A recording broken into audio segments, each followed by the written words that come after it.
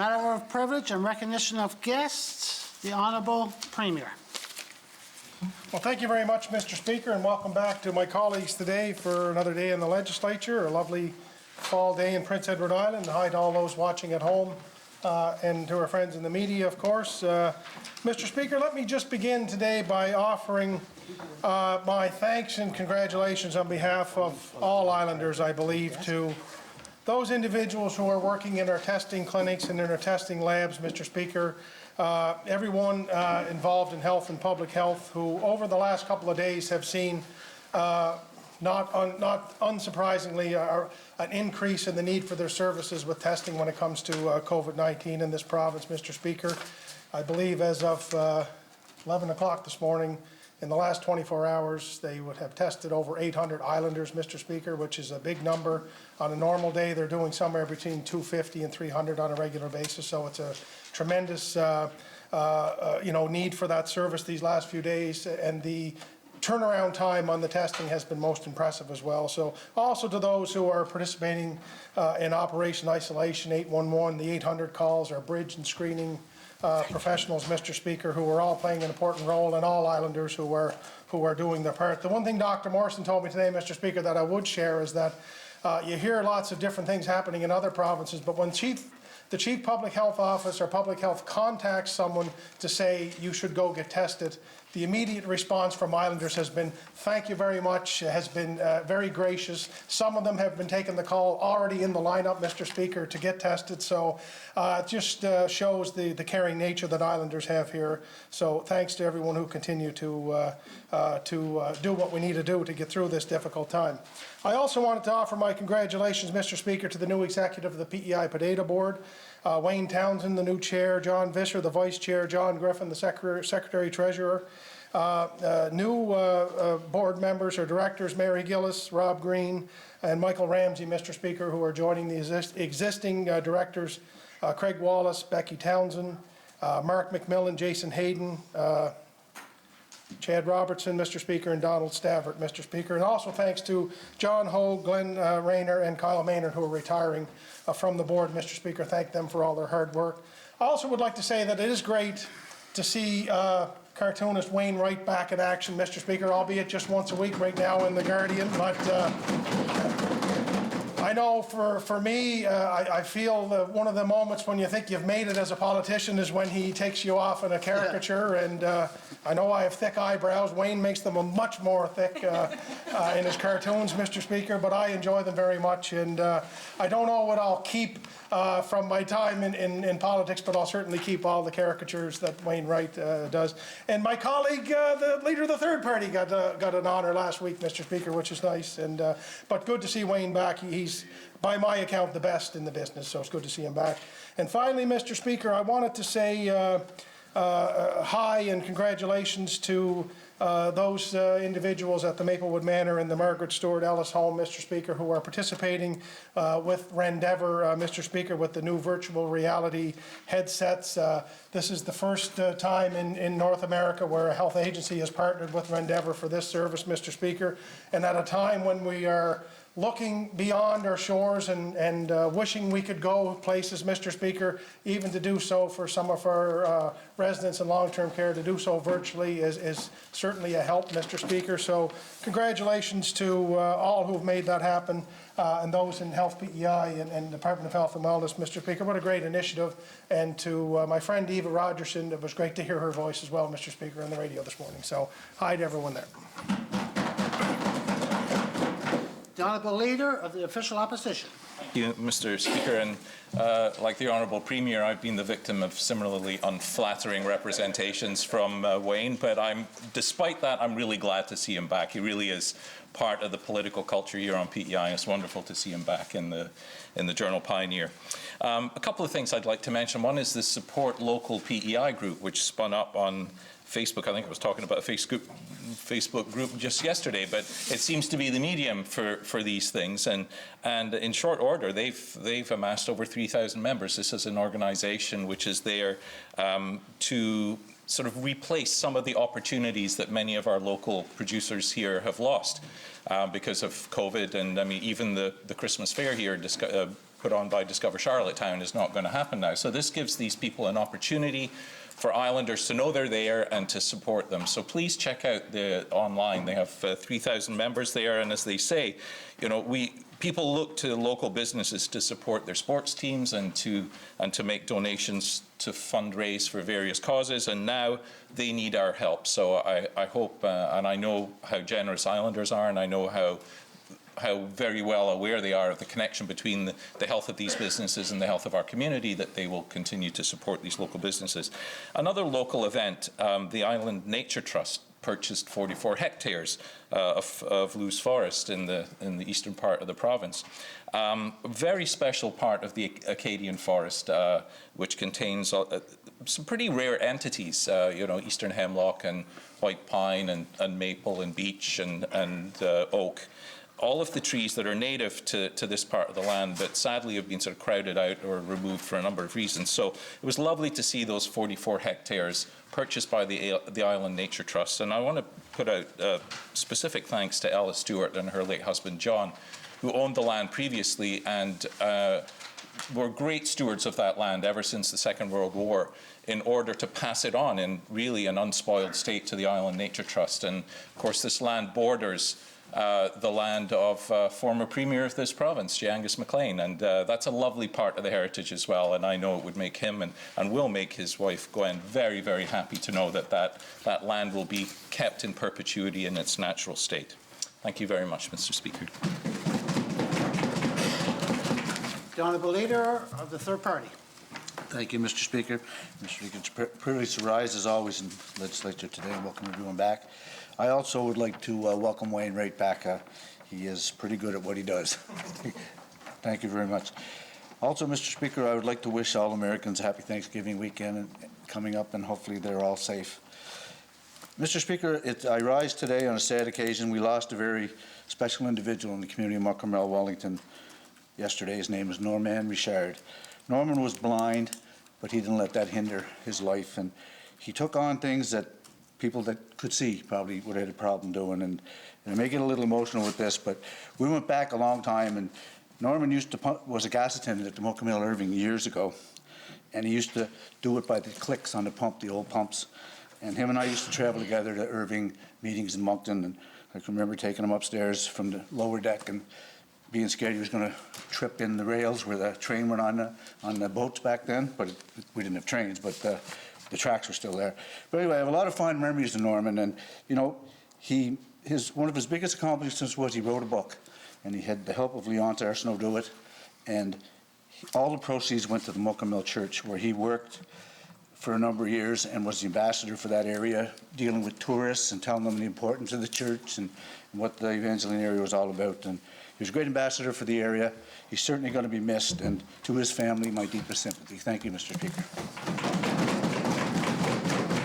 The Honourable Minister of Fisheries and Communities. Well, thank you, Mr. Speaker. Welcome everybody to the House again today, and say hello to everybody in District 19 board in Kincora. Mr. Speaker, last night, I want to thank all the volunteers in our District 19 Association. Last night we had our annual AGM, and it went over very well, and the executive all have agreed to stay on for another year, and I really appreciate that, everything they do behind the scenes for me, and all the residents of District 19. It's overwhelming the support I've had up there. Also, Mr. Speaker, I'd give a shout out to Crapo this weekend. They've started their annual Christmas food drive. So if you have a chance to drop off Parabush items or a turkey or something to that area, that would be muchly appreciated to help the families around that. They cover quite an area with that South Shore food share. And the leader of the opposition, he's aware of that. These volunteers do a great job, and let's continue to support them. Also this weekend we have a Kaylee going on in Kincora on Sunday evening. And everybody gets a chance to go to that, the Canada Club. The tickets are $10. They've got a great lineup, so it'll be a great place to go visit. And I also want to give a shout out to the Boxcar Lounge in Emerald. They've got a turkey dinner that they're starting this weekend, runs the next couple of Saturdays, and just a matter of contacting the Boxcar Lounge, and I'm sure they'll accommodate any tickets that you might need. So thank you very much, Mr. Speaker. The Honourable Member from Charlottetown, West Royalty. Thank you, Mr. Speaker. I rise to say hello to everybody in District 14 today and hope everything is going well. And I also would like to just talk about an event tomorrow night that the Black Cultural Society is putting on. You know, we often talk about community engagement and getting feedback. And tomorrow night at 7 o'clock, the Black Cultural Society is putting on a town hall at the Confederation Center. So there's a maximum of 100 people. It starts at 7 o'clock. You must pre-register. That's why I'm speaking about it today. So a very important event to talk to the community and get dialogue and feedback. And in my district, there's an increasing diverse multicultural family, so of people growing. So I'd like to just encourage everybody to look at that for tomorrow night. Thank you, Mr. Speaker. The Honourable Minister of Finance, Deputy Premier. Thank you very much, Mr. Speaker. It's a pleasure to be here again today and have all my colleagues back in the House with me.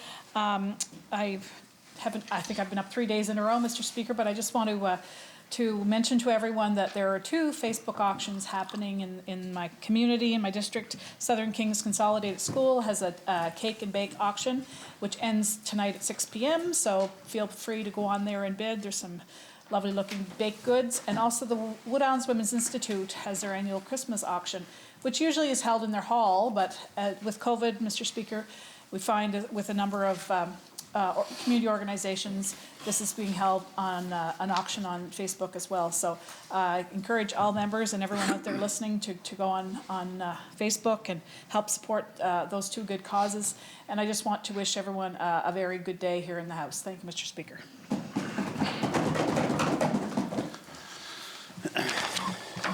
Honourable members, I am prepared to rule on the point of order raised by the member from Summerside South Drive on November 25th, 2020.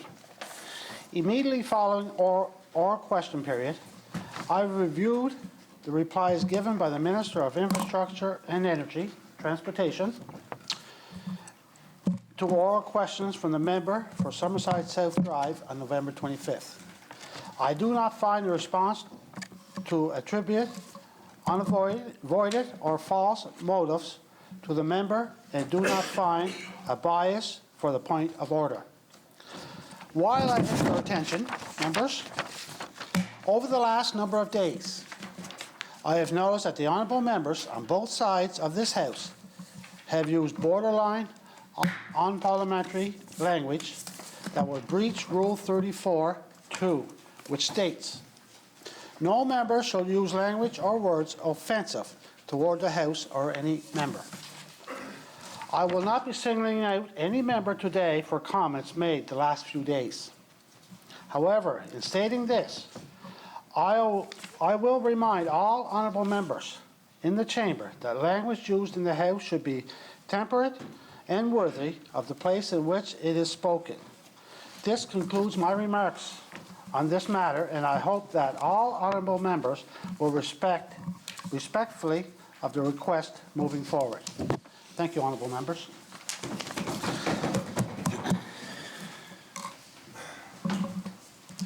Statements by members. Statements by members. The honourable member from Charlottetown West Royalty. Mr. Speaker, across Canada and around the world, the first wave of the pandemic was tough. Here on the island, we have done well, but we are not immune. To a large extent, the health system has been preoccupied with reducing COVID risk, and we are all agreed that this is appropriate. However, too little has been done to build and reset our approach to health promotion, which will be even more important in the face of the bleak midwinter days. At this time of year, we all know there are challenges to physical, mental, and social engagement. It's tough in the winter time. There's less daylight. Some days it's so cold out we can't get out for a walk, or it's icy when we fear falling, or snowstorms keep us inside for days at a time. This year, with COVID, even social events are canceled. Community school, for example, is not happening. For those that work from home, again, no opportunity to get out every day unless personally motivated to do so for self-care. An example of what I'm seeing already within my own circles is a dwindling interest for a very motivated group that supported each other to work out every day at 2:30. Over the last little while, there's been less and less postings. That's a sign of members starting to check out, but I'm confident they will motivate and support each other over the hump. But even though we have socially distanced, we can still do things at home.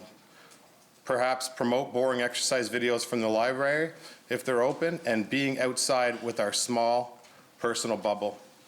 Keep busy, keep active, keep in touch, and be alert and help those that need the extra motivation. With all these barriers, Mr. Speaker, I believe we can and will make the extra effort to pick each other up, engage neighbors with compassion, listen to each other with attentiveness, and help find the little ways to spread some cheer and sparkles. We can, Mr. Speaker. Thank you. The honourable member from O'Leary, Inverness. Mr. Speaker, the most profound failure and lack of confidence the third-party opposition has to the capital budget rests in the inability of the Minister of Health to effectively move forward on a new mental health hospital. Across our province, thousands of islanders are suffering from the damaging effects of mental health challenges, and now exacerbated due to the unknown of an inconsistent message on COVID. In turn, the agony of mental health issues spreads out and affects family, friends, and ultimately communities. In many ways, progress on a new facility actually serves as a signal that our province is willing to help address these challenges in a way that is both respectful and compassionate. Unfortunately, we do not see the progress and priorities of the psychiatric hospital that was promised. Instead, the Minister of Health chose to avoid responsibility to thousands of islanders and left millions unspent and thousands left out in the cold. More than anything else, Mr. Speaker, it's disappointing. It's sad that we have a Minister of Health who relies on excuses and delays while constantly offering up personal statements of caring and compassion. Mr. Speaker, in a mental health crisis, a minister's caring and concern should dictate action which offers more hope than excuses and delays. In conclusion, Mr. Speaker, I hope all members understand that the emptiness of the minister's main excuse that he and his department were paralysed by the pandemic. Across our province, islanders have continued to work hard on the last 8 months. Roads have been paved, bridges built, cabinet ministers continue to run up their mileage bills. Everybody's working. So enough with the minister's ineffectiveness and delay. His failures are now too frequent to surprise islanders. We want government to get on with the job, Mr. Speaker. End of members, statements by members. Questions by members, starting with response to questions taken as notice. The Honourable Minister of Health and Wellness. Thank you very much, Mr. Speaker. Mr. Speaker, with your indulgence, I would like to provide some additional information in response to questions raised yesterday on recruitment by the Honourable Member from O'Leary, Inverness. Mr. Speaker, since May of 2019, there have been 30 physicians recruited to PEI. This includes those working in family medicine, emergency medicine, and specialty areas. These new resources have resulted in enhanced care in a variety of areas in the health system and also a reduction in wait times. Mr. Speaker, despite a challenging year and a global pandemic, our recruitment efforts have been top-notch. In fact, we currently have 14 physicians in the final selection process stages to join our healthcare team in 2021 in areas such as family medicine, psychiatry, medical oncology, obstetrics, and more. There are approximately 30 medical students or resident leads from our trip to Ireland earlier in the year, and we look forward to continuing the conversations with this group to ensure they know PEI is an excellent option when considering where they want to begin their careers.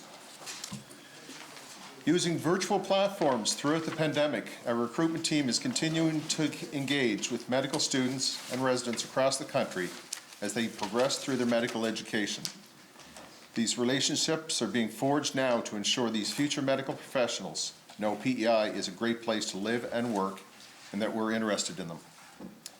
But, Mr. Speaker, this isn't just about recruiting. We're investing in new areas to offer health care in a whole new way.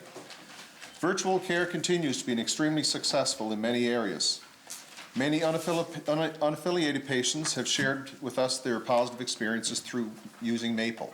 And as I mentioned, Mr. Speaker, yesterday, we have capacity of 10,000 Islanders that are unaffiliated being able to utilize Maple. Mr. Speaker, we continue to reach out to Islanders and encourage them to access this vital support. Mr. Speaker, Health PEI is working diligently to improve and enhance working conditions across the health system through additional engagement with staff, improved communication, and enhanced focus on human relations. I've directed the Health PEI Board to put an increased focus specifically on retention, and efforts are underway.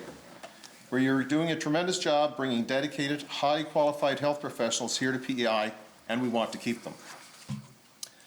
Mr. Speaker, the landscape of healthcare is always changing. PEI has had a great population growth in the last number of years, and the majority of our population is aging. Physicians are retiring, and they, in most cases, had very large panel sizes, and practices are now set up differently. We're continually assessing this landscaping, looking at new ways to provide care to more and more Islanders. But I'm very proud of the work we have done, and we are committed to continuing this work moving forward. Mr. Speaker, I also want to rise today and address questions asked yesterday by the honourable member from Tyne Valley Sherbrooke concerning our accountability framework. The accountability framework is well underway. Health and Wellness and Health PEI have been working diligently on this work for several months, and it is expected to be complete in the new year. Some of the areas of focus include agreed-upon performance metrics with clarity of roles and organizational responsibilities. Thank you, Mr. Speaker. The Honourable Premier. Thank you, Mr. Speaker. I too rise to respond to a question asked yesterday by the member from Tyne Valley Sherbrooke. She wanted me to bring forward all of the emails between Dr. Morrison and myself in terms of whether, I don't know the exact words, but if I might have ignored, overruled, or didn't follow the recommendations from her. I'm asking my staff to pull together whatever correspondence there would be to be tabled here. I would just say that the large majority of the conversations that I've been having with Dr. Morrison since COVID began have either been in person or on teleconference. I talked to her again today. We met daily or more as needed over the summer as COVID was a little bit less of a, not that it wasn't less of a worry, but it wasn't as obvious or as present here. We didn't meet that often, but we're back to meeting daily at a minimum again. And we talked again this morning at 11 o'clock, and we both agreed that there has not been a time since this began that we have not taken the advice of Dr. Morrison and implemented that. I think we have begun this way back in March to use science and the best information to follow. We followed it. I'm grateful that we have, and I continue to say that I couldn't imagine not taking the advice of Dr. Morrison, someone who I think has set herself apart in this country and perhaps beyond, Mr. Speaker, with their leadership in COVID. So thank you, Mr. Speaker. And for our first question, I'll call on the Leader of the Official Opposition. Thank you very much, Mr. Speaker. Over the last week, I've talked a lot about how this government has chosen to prioritise paving over people. We've also debated in depth and on multiple occasions the profound impact mental health and addictions has had on people in our community. One way that mental health and addictions impacts families is that grandparents, or even great-grandparents sometimes, are called upon to become the primary caregivers for their grandchildren or great-grandchildren. In the absence of these willing individuals, children in vulnerable circumstances often end up in the foster care program. A question to the Minister of Social Development and Housing. How many foster care homes do we currently have on Prince Edward Island, and what is your department doing to increase that number? The Honourable Minister of Social Development and Housing. Well, thank you very much, Mr. Speaker, and I thank the honourable member for the question. The honourable member, the Leader of the Opposition, originally had alluded to the grandparents program, which is the alternative caregiver program now. And just to provide some information on that program specifically, Mr. Speaker, one of the reasons that the name was changed is that out of the total number in the grandparents or the alternative caregivers program, there's 36% are actually grandparents, and the balance may be neighbors, they could be uncles, they could be siblings for that matter. Under the alternative care provider program, there are presently 159 ones involved in that particular program, providing care to 211 children. Those individuals receive $700 per month in addition to the Canada Child Benefit, Mr. Speaker. And I just want to finish by saying my deep appreciation to the units that are involved in that program. Thank you. The Honourable Leader of the Official Opposition. Thanks, Mr. Speaker. And we'll get to the alternative care programme in a minute, but my question was how many foster homes do we have on Prince Edward Island and what are you doing to increase that number? The question again, how many foster homes on Prince Edward Island and what are you doing to increase that number? The Honourable Minister of Social Development and Housing. Well, thank you, Mr. Speaker. And on that point, we have 100 children in care. That is over and above the alternative care provider program. And we have 75 foster homes, Mr. Speaker, that are providing great care to the children of Prince Edward Island when that is required. Mr. Speaker, I've had the opportunity over the last 3 to 4 weeks to meet on 2 separate occasions with the president of the Foster Care Association of the Island. Great partnership there, and certainly, Mr. Speaker, look forward to continuing that dialogue. Thank you, Mr. Speaker. The Honourable Leader of the Official Opposition. Thank you, Mr. Speaker. Well, the most up-to-date statistics that I have are at odds with what the Minister just told us, and that there are only 32 foster homes on Prince Edward Island, so I'm not sure where the accurate figure lies. And that finding new families to come forward to do this difficult job is incredibly hard. The grandparents I referred to in the preamble and to which the Minister replied in his first response to my question often fill that gap when we don't have enough space in the foster care program. And of course they do that willingly and they do it lovingly. However, there are considerable costs involved in becoming the primary caregiver for an extended family member. To the same Minister, how many grandparents or great-grandparents are currently the primary caregivers for children here on Prince Edward Island? The Honourable Minister of Social Development and Housing. Thank you very much, Mr. Speaker. As I had alluded to in my first answer, for 36% are grandparents. As far as the exact number of grandparents and or great-grandparents, Mr. Speaker, I will bring that information back to the House as soon as possible. Thank you. The Honourable Leader of the Official Opposition. One might imagine that if you knew it was 36%, you would know it was 36% of some number and therefore be able to give us at least some sort of accurate figure. Again, the most up-to-date figures that I have suggest that there are about 133 grandparents and great-grandparents filling this role. And as the Minister rightly says, the alternative care programme now extends to uncles as well. Neighbours I'm not so sure about, but uncles for sure, or aunts. In other words, about 5 times the number of homes are offering this as grandparents and great-grandparents as our foster homes, according to my figures. The cost to the province to operate the foster programme is considerable, whereas the recently created alternative care programme, which provides supports to those grandparents and others, offers $700 a month with some other expenses such as childcare and medical expenses. To the same Minister, this programme is now over 3 years old, and despite many attempts, I have yet to be told clearly what the parameters for this programme are. Does a policy document exist that actually outlines the eligibility criteria for grandparents and other family members who are acting as primary caregivers? The Honourable Minister of Social Development and Housing. Well, thank you very much, Mr. Speaker. And the honourable member references that I should know exactly the numbers. I had stated 36%. The honourable member also stated, and that there are grandparents and great-grandparents. I did indicate that I definitely will bring that back as soon as possible.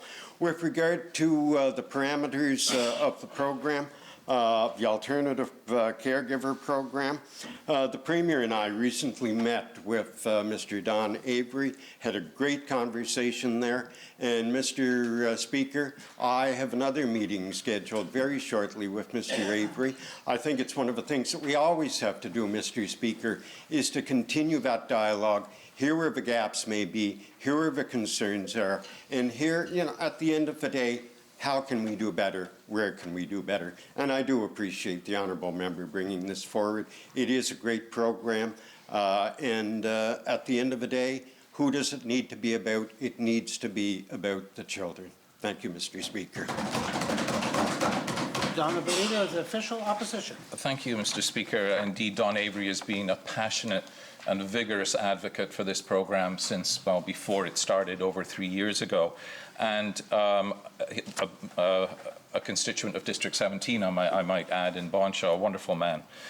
This government and their predecessors have for far too long relied upon the generosity of individual islanders like Don and his wife and community groups to maintain the fragile social safety net that exists here on Prince Edward Island and to fill in the missing gaps that this government has created. Government has to address this. To the same minister, when will your department finally come forward with a policy document that will provide clarity for all of those alternative caregivers and eliminate all of the unfair barriers that currently exist? The Honourable Minister of Social Development and Housing.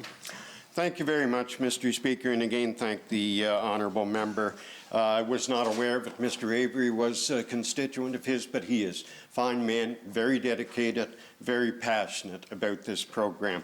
With regard to the policy document, Mr. Speaker, with an absolute date, I am not in a position to actually say that today. I don't want to put a date out there and then have it not materialize for whatever reason, Mr. Speaker.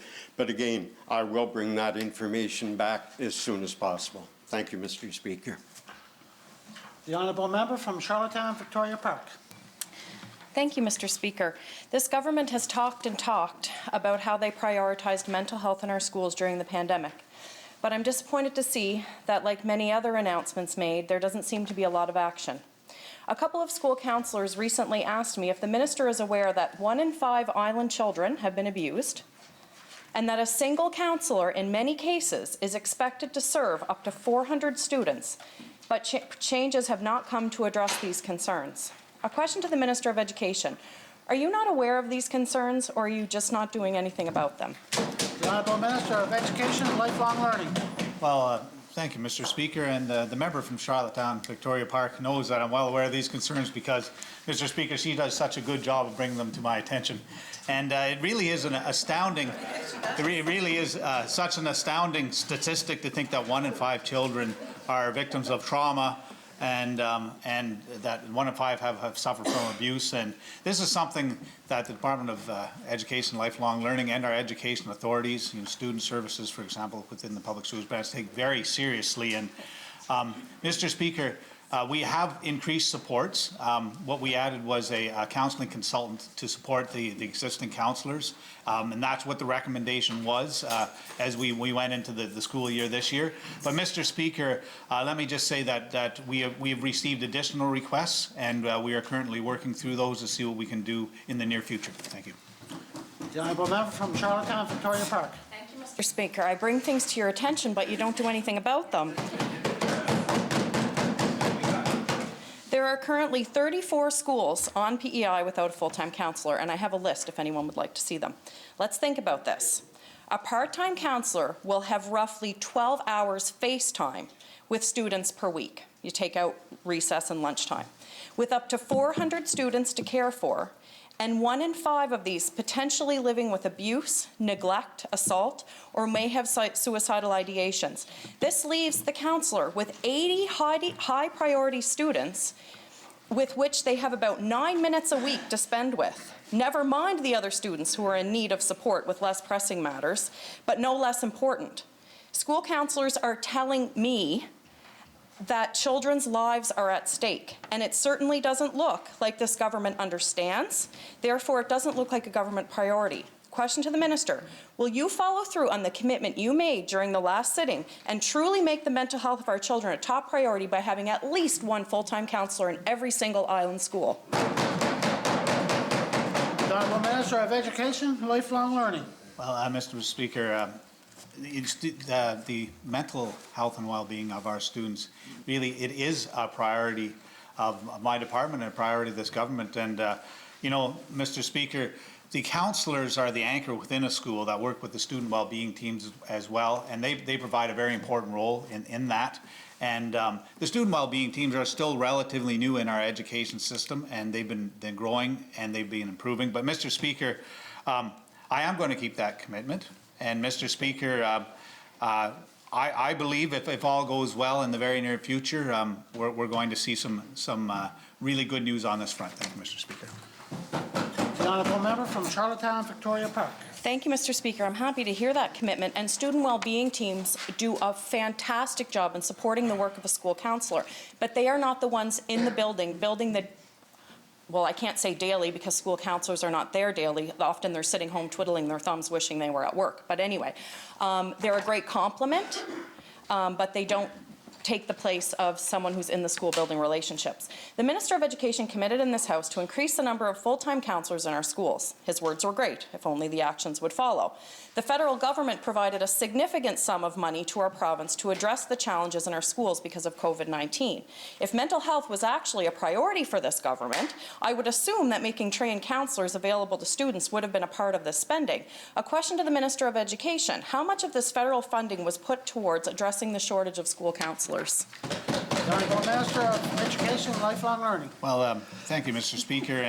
And indeed, there are a lot of challenges with regard to COVID, and there was federal funding to help deal with those. And Mr. Speaker, we worked with the education authorities, both the Public Schools Branch and CSLF, to look at their requests for what needed to be done. And Mr. Speaker, we have an excellent student services team, and Mr. Speaker, we are servicing those requests as they come in. But one of the big challenges, Mr. Speaker, is, believe it or not, it's really hard to find qualified counselors to hire. So, Mr. Speaker, one of the things we're looking at is taking the existing counselors that are in schools that may be doing counseling part-time and teaching part-time and bringing them up to a full complement of dedicated counseling. So, Mr. Speaker, as I said, hopefully in the near future more to come on that. But, Mr. Speaker, I feel like we're making progress. We're listening to the experts on the front line, and we're going to make some great progress in this area. Thank you. The honourable member from Summerside South Drive. Thank you, Mr. Speaker. Family violence does not just affect adults. It has devastating, lasting effects on children. Far too many island children are living in fear. They don't want to leave school because they're living in fear. They know the nightmare they are returning to at home. They spend their nights hiding in closets, holding their siblings, praying that they don't bear the brunt of abuse tonight. They are developing unhealthy coping skills just to survive. No wonder our mental health and addictions rates are so high. Reports of child abuse have been increasing for years on PEI, and COVID has only made matters worse. In just 1 year, PEI Child Protection Services received 3,177 child protection reports. That's an average of 61 reports per week, close to 9 reports per day. Question to the Minister of Justice and Public Safety. That's 9 children who may be hiding in their closets, or worse, tonight. Are resources into child protection services and family violence protection increasing at an appropriate rate to keep up with demand? The Honourable Minister of Justice, Public Safety and Attorney General. Thank you, Mr. Speaker. And the member from across points out a very important situation, very critical situation here on this island, Mr. Speaker. And I know during the pandemic, when it first happened, the Premier started a cabinet committee for family violence prevention, Mr. Speaker, and I was honored to chair that committee, and it's still running today, Mr. Speaker, because of the importance of that and of this matter. And bi-weekly now we have the minister responsible for the status of women, the Minister of Social Housing Development on this call, Mr. Speaker, and listen to the staff and our departments. So we're not in silos, Mr. Speaker. So we're hearing from the frontline people that are addressing these issues, Mr. Speaker, and we are continuing to work to eliminate family violence, Mr. Speaker. And if we can't eliminate, we're going to do all we can to prevent it. Thank you, Mr. Speaker. The honourable member from Summerside South Drive. Thank you, Mr. Speaker, and I'm sure all those children are reassured by the committee working, but what kind of recommendations and resulting actions can we see from those committees? Access to justice is one of the most beneficial things we can give victims of abuse, but accessing justice on PEI can be a difficult and expensive hill to climb. Legal aid is a critical tool for many, often women and children, fleeing abuse. Unfortunately, PEI has the second lowest per capita legal aid spending in the country. Without legal aid, access to justice is often too expensive, too hard. Without it, many mothers and their children are left to choose between living in fear and violence or living in complete and devastating poverty. Question to the Minister of Justice and Public Safety. Will you commit to increase legal aid funding to be more in line with other provinces and remove the inequity that its underfunding has created? The Honourable Minister of Justice, Public Safety and Attorney General. Thank you, Mr. Speaker. And again, a very important topic that the member Cross brings up, Mr. Speaker. Of course, we have the Family Legal Aid Program, and of course, we will look at that, Mr. Speaker. A very important topic that we will address next year, Mr. Speaker, in our budget talks. Thank you. The Honourable Member from Summerside South Drive. Thank you, Mr. Speaker. I spoke in this House about the need for our men and boys to step up and act against family violence. Family violence most often affects women and children, but it is not women's responsibility to fix this problem. It's everyone's responsibility. We need to start educating our boys to see women and girls as equal, and our men need to stand up to the generational biases that hurt women. Question to the Minister responsible for the status of women. Our caucus heard from a number of women's organizations calling for more, or any, programming for men and boys. I'm sure you've heard this as well. What programming or resources are you planning for men and boys in the help to fight against family violence? Honourable Minister. Thank you, Mr. Speaker, and again, thank you for addressing such an important issue for Islanders and one that is quite personal, having known many people who unfortunately have experienced family violence. Certainly, we as a department in the Women's Secretariat are in constant communication with Family Violence Prevention Services, Community Legal Information, the Rape and Sexual Assault Services, and certainly we are available to support them in any way we can, and we're constantly looking for new programming and new services to support them. I think that, as my colleague spoke to earlier, the subcommittee that was formed on the onset of the pandemic was an extremely important endeavor for this government. And I think those briefings, those public briefings, to ensure that the public had that sense that government, we care, and that help and support is available to families. So I just want to make sure and reinforce that message is that we do care, and we are here to support families, whether you're woman or man. So thank you, Mr. Speaker. The Honourable Member from Summerside South Drive. Thank you, Mr. Speaker. And, you know, with staggering statistics like this, it's no wonder that it's personal to the Minister. It's personal to pretty much the entire island. I'll ask the Minister again. What recommendations are coming from this committee? What actions are you putting forth? You've been at it a while. Where is the action? The Honourable Minister of Environment, Water, Climate Change, Minister of Status of Women. Thank you very much, Mr. Speaker, and certainly my colleague can speak to it further regarding the Turning Points program that is specifically geared towards men. And if you look at our Interministerial Women's Secretariat grants and our violence against women grants, certainly there's a number there that address that. So I can happily table those documents for you if you'd like more information. Thank you, Mr. Speaker. The Honourable Member from Summerside South Drive. Thank you, Mr. Speaker. I would like to see those documents, yes. I need to take a moment and respectfully criticize the actions of our minister responsible for the status of women. I'm not convinced that this minister truly understands the massive societal problem of gender bias is not solely women's responsibility to fix. Last month, the minister announced that every grade 7 female student would get a copy of the famous 5 book, a groundbreaking book about 5 amazing, strong, and intelligent women that only our girls would learn about. Question to the same minister. Do you think it was appropriate to show our grade 7 girls through your actions that women's accomplishment only matter to women, that women's issues and challenges only matter to women, and that our boys and men shouldn't care, and you're not going to do anything about it? The Honourable Minister of Environment, Water and Climate Change, Minister is responsible for the status of women.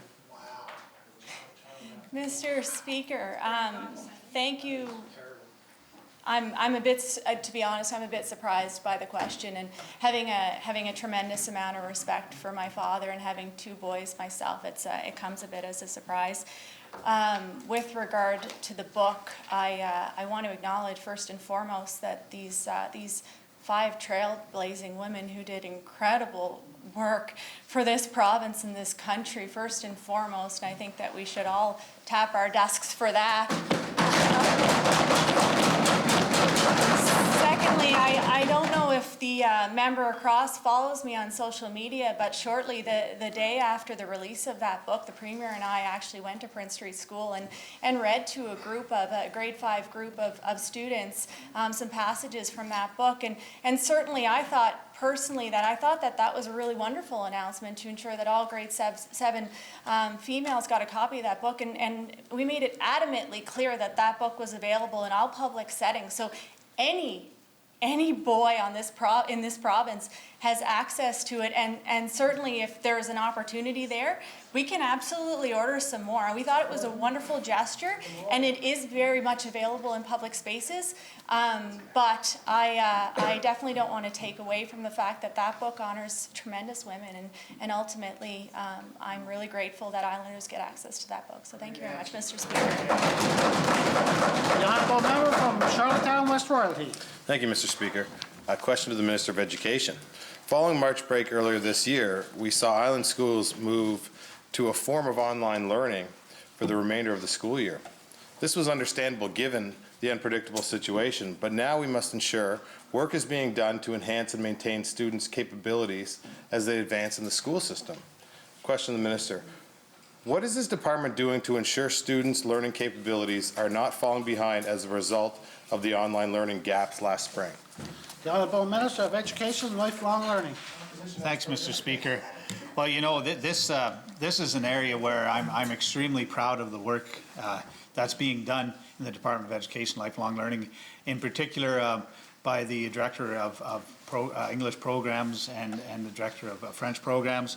And really what they did starting in April during that shutdown is they started looking at the key outcomes that were in the curriculum and making sure that they identified those so they could identify any gaps. And Mr. Speaker, they made sure that going into this fall, those gaps were closed for students, and they redeveloped the curriculum. And Mr. Speaker, they're leading the country in that. We've been consulted with by other jurisdictions, and I think it's just a fantastic testament to the education system here on Prince Edward Island. Thank you. The honourable member from Charlottetown West Royalty. Yeah, but what are the standards, the equity across all classrooms? The Globe and Mail recently published an article that contains research examining the reading assessment scores, Mr. Speaker, of more than 4,000 students from grade 1 to 9 in the Edmonton area. When comparing scores from 2017 to this fall, there was a decline in reading assessment scores for students in grades 1 to 3. This was a concern as those crucial learning years. Question to the Minister, what performance indicators is the Minister using to gauge performance of our students this year compared to previous years? The Honourable Minister of Education and Lifelong Learning. So Mr. Speaker, what they use when they're laying out a school year and then within curriculum is they call them outcomes, Mr. Speaker, and foundational learnings is another thing. And so and any teacher within the curriculum can identify those, and that there's a plan as the students progress through the year to make sure they attain those outcomes and foundational learnings. And so based on the time of the year, the outcomes that had been attained by that point, they knew when it came to March how many of those had been attained and which ones were left. And so they were able to take those and say, these are the ones we need to move into the fall. Mr. Speaker, as I've said before in this House, our teachers, what they do every day, it's the core function of any teacher, is they assess their students and they look at what they're doing with respect to those outcomes and foundational learnings, and they're the ones that grade them with the report cards, and they know exactly where the students are at any given time. Thank you, Mr. Speaker. The honourable member from Charlottetown West Royalty, your second supplementary. We are talking about standards and equity here. There's a big difference, and I don't think enough is being done, Mr. Speaker. When the minister decided last spring that there would be no academic incentive for online work completed at home, he laid the groundwork for our island students to fall behind in crucial learning areas. Also, the minister decided in July of 2019 to suspend grade 3 literacy assessments has made it nearly impossible for PEI to obtain data about student learning capabilities for that age group. Question to the minister, will the minister commit immediately to arranging learning assessments for island students and subsequently releasing a public report with the findings? The Honourable Minister of Education and Lifelong Learning. Well, Mr. Speaker, let me just say again that learning assessments are occurring every day, all the time within our classrooms. Our teachers know where they're at. And Mr. Speaker, perhaps the member across has heard of a system called progress monitoring. And in fact, this is a case where the exact foundational learnings of any given student follows them throughout the system. So at any given time, we're able to give you the place where they're at in terms of their learning, their learning assessment. And Mr. Speaker, when it comes to the standardized provincial assessments, that's one tool, but also there's the international assessments that are done, and of course the frontline assessment. So Mr. Speaker, I'm not sure what the member's getting at, but when I talk to the experts, really this is not an issue. Thank you. The Honourable Member from O'Leary-Inverness. Thank you, Mr. Speaker. Today I'm going to actually give my Minister of Health a break today. I'm not going to go with a question to him there. Give him put the feet up. Over recent growing seasons, we have had extended periods of dry weather in PEI, none worse than the one that we've experienced this year, Mr. Speaker. Farmers not only provide us with food that we eat, but they also have a great impact on our island economy as our largest industry. Look no further than the $149.3 million in farm cash receipts for the second quarter of 2020. Question to the Premier. How long will you continue allowing golf courses and car washes to take priority over those who are responsible for food production when it comes to the use of supplemental irrigation?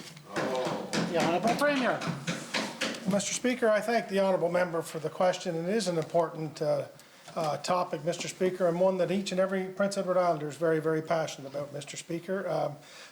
We inherited a moratorium that goes back to 2001, I believe, Mr. Speaker, where the agricultural sector is essentially the only group that is not allowed to access the, I guess what we call high-capacity wells or irrigation wells or whatever the term would be, Mr. Speaker. I spoke at length this summer with a number of agricultural individuals, Mr. Speaker, farmers.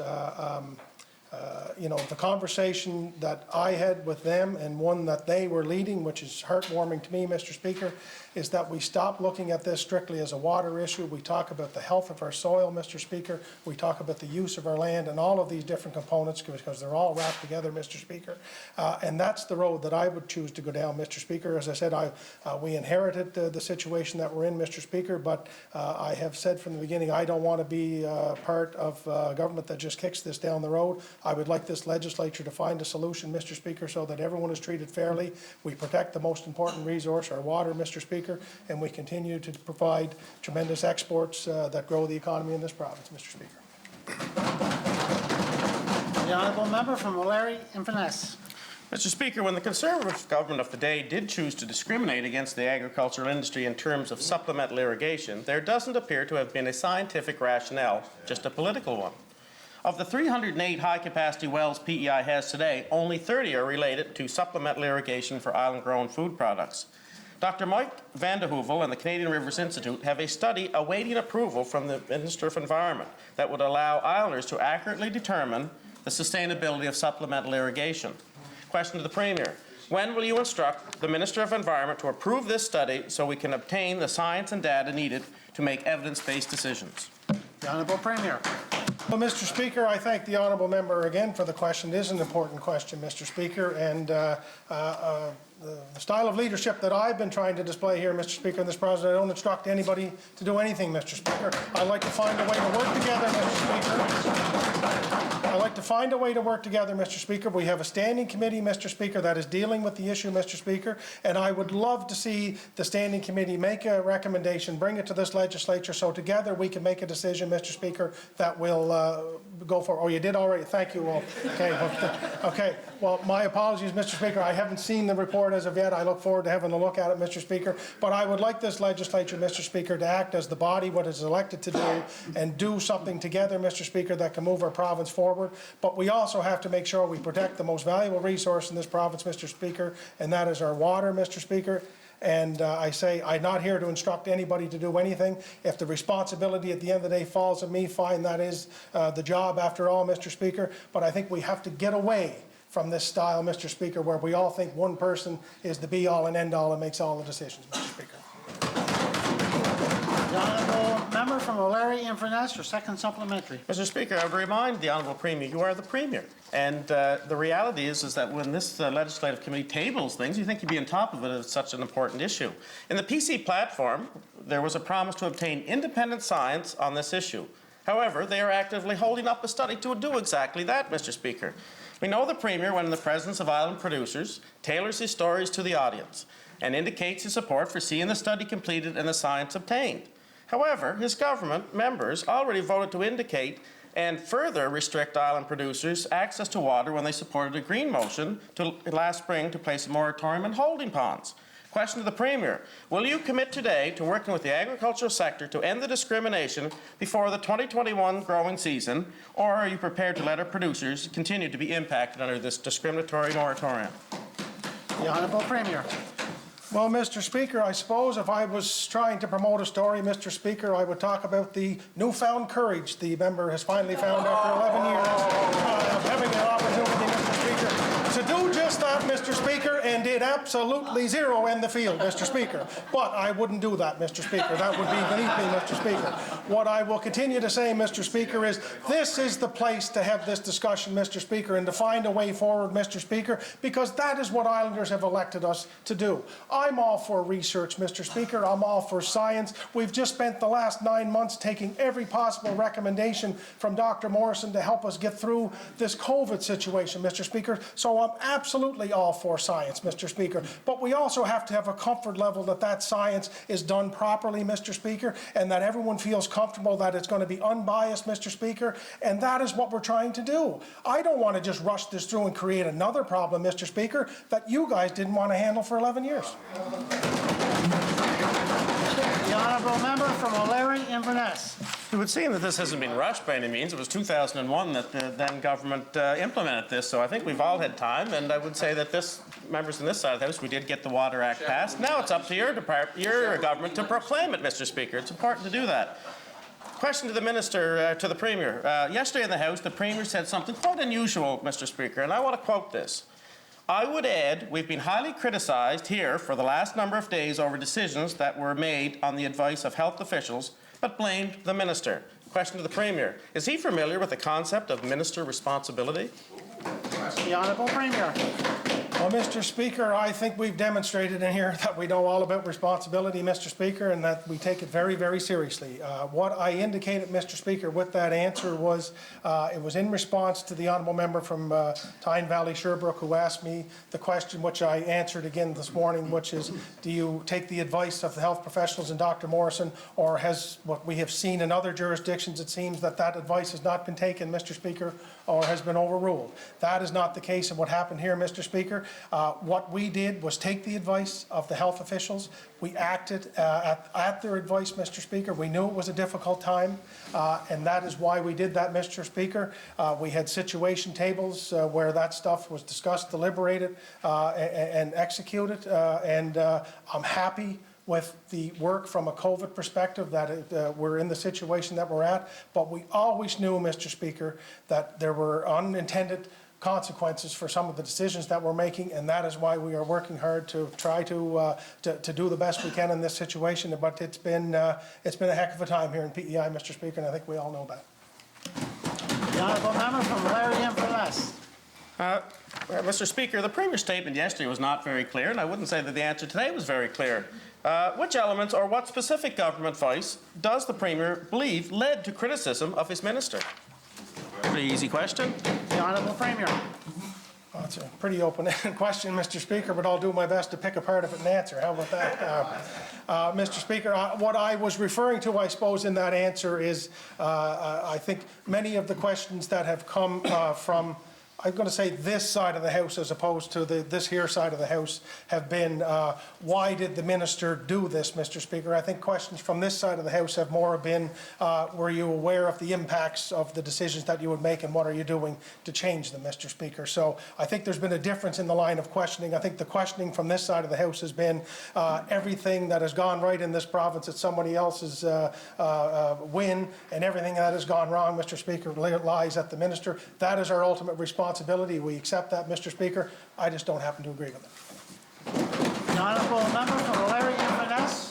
Mr. Speaker, our democracy partly relies on the idea that ministers are responsible for the decisions that are made by their officials within their department. The buck has to stop with someone, Mr. Speaker. And if it's not the minister, then it has to be the Premier.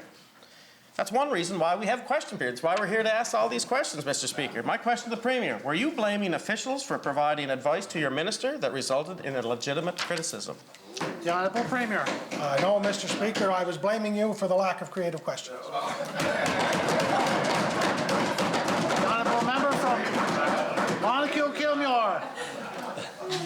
Thank you, Mr. Speaker.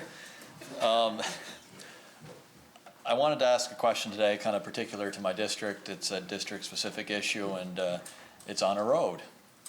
And it's the Valleyfield Road, and it's the road that, I don't know, perhaps some might be aware, but it's in front of the high school, and it's extremely bad.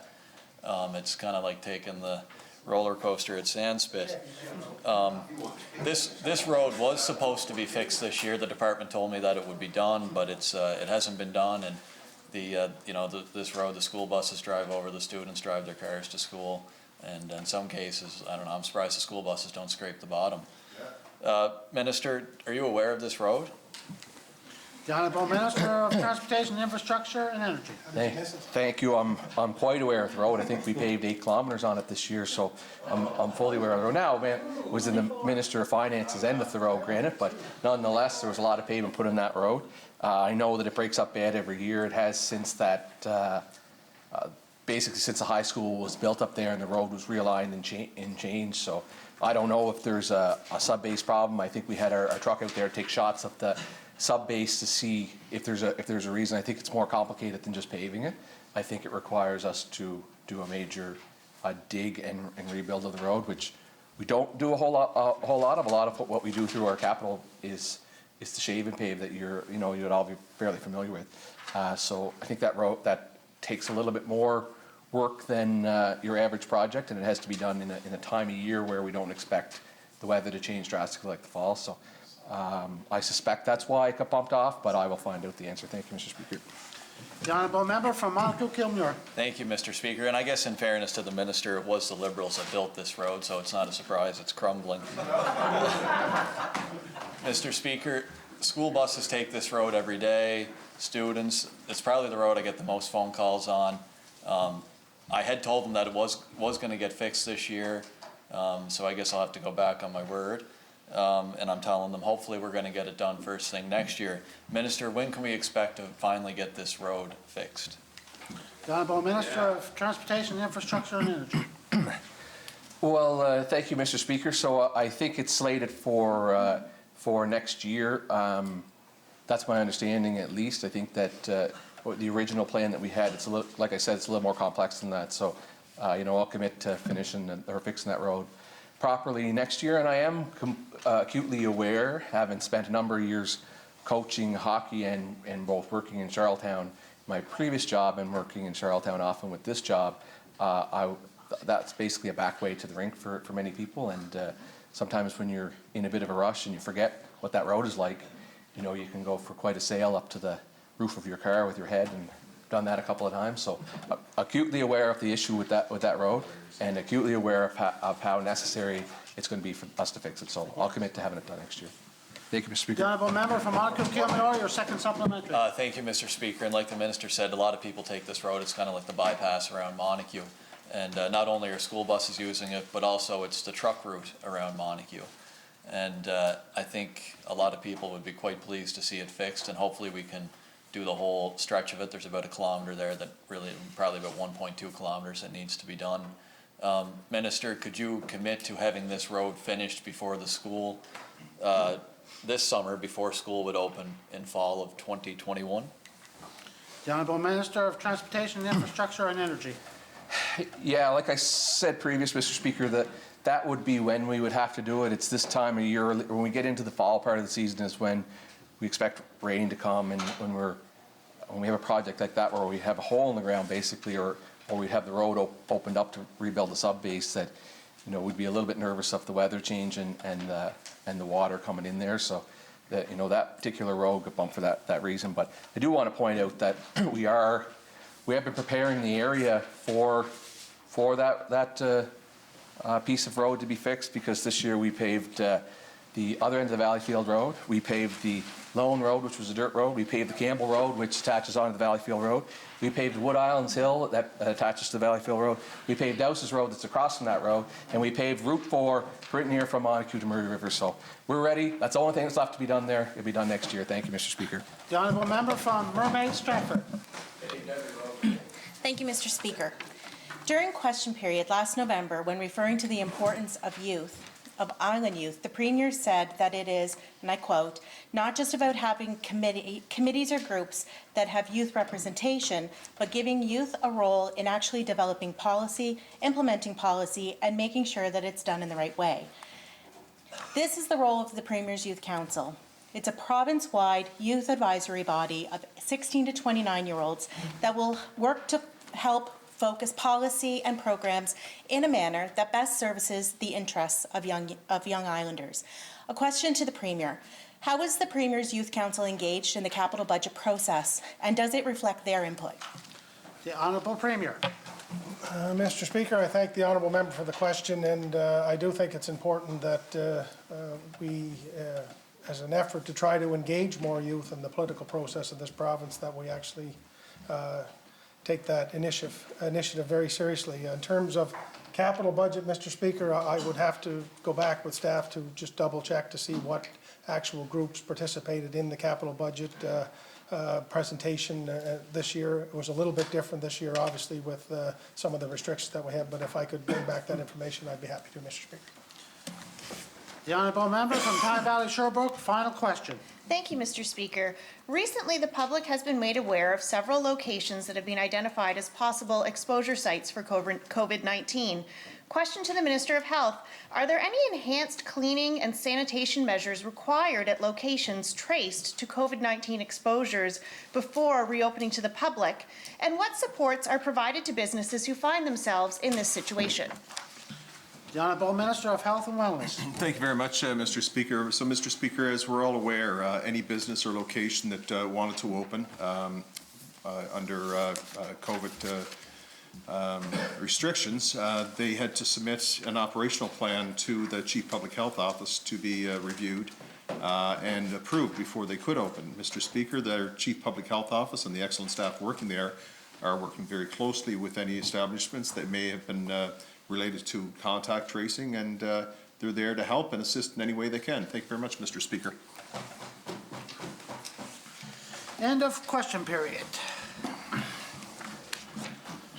Statements by ministers. The Honourable Premier. Thank you very much, Mr. Speaker. Every year, well, I guess this is the second year, so it's not every year, but annually, the Premier has the pleasure to rise in this House to recognize some special young people of the Indigenous community in Prince Edward Island. These students are the young minds that will help shape our future, and their hard work is already proven in what they give back to their communities. It is because of those contributions that they were selected as the 2020 recipients of the John J. Sark Scholarships. For over a decade, Indigenous Relations has worked with UPEI to offer the John J. Sark Memorial Scholarship to 3 worthy students. This scholarship was put in place to remember one of the most esteemed PEI Mi'kmaq in our recent island history, Mr. Speaker, as the island's first Mi'kmaq teacher, John J. Sark, was no doubt a role model to many and continues to be. When he left for World War I, his brother Jacob Sark also took up the mantle as an educator. Both Sark brothers and the Sark names are ones as islanders that we should know and certainly respect, Mr. Speaker. Their legacy continues to this day through this scholarship and the namesake school in Lennox Island.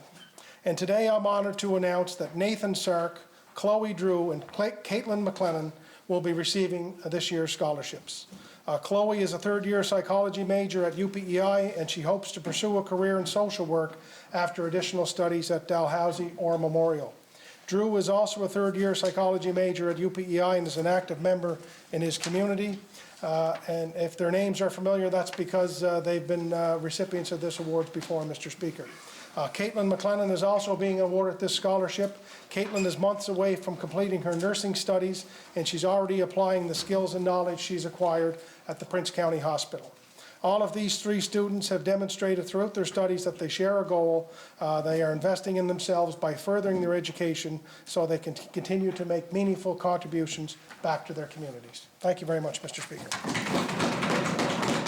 The Honourable Leader of the Official Opposition. Thank you, Mr. Speaker. I want to thank the Premier for the announcement. And as he said, the Sark family has a long and proud reputation as educators here on Prince Edward Island and beyond. We've talked frequently in this House over the years about reconciliation with the Aboriginal community, and of course just this week we unanimously passed a motion which represented the sort of really hard discussions and conversations that we have to have regarding what reconciliation will actually look like in practical terms. And I said during that debate that reconciliation is not just an apology and a hug. It's about doing the work and having those difficult conversations and resolving these complex and long-standing issues that we're dealing with. And the present circumstances of our First Nations, particularly our First Nations youth, involve so many barriers to them being able to reach their full potential. And from the, whether we're talking about the intergenerational trauma that exists as a result of the residential schools or the chronic poverty that exists in so many First Nation communities. So when we have the John J. Sark Scholarship, it's something to celebrate. It's something that will lift young Aboriginal youth here up in our province, and that's a really important thing.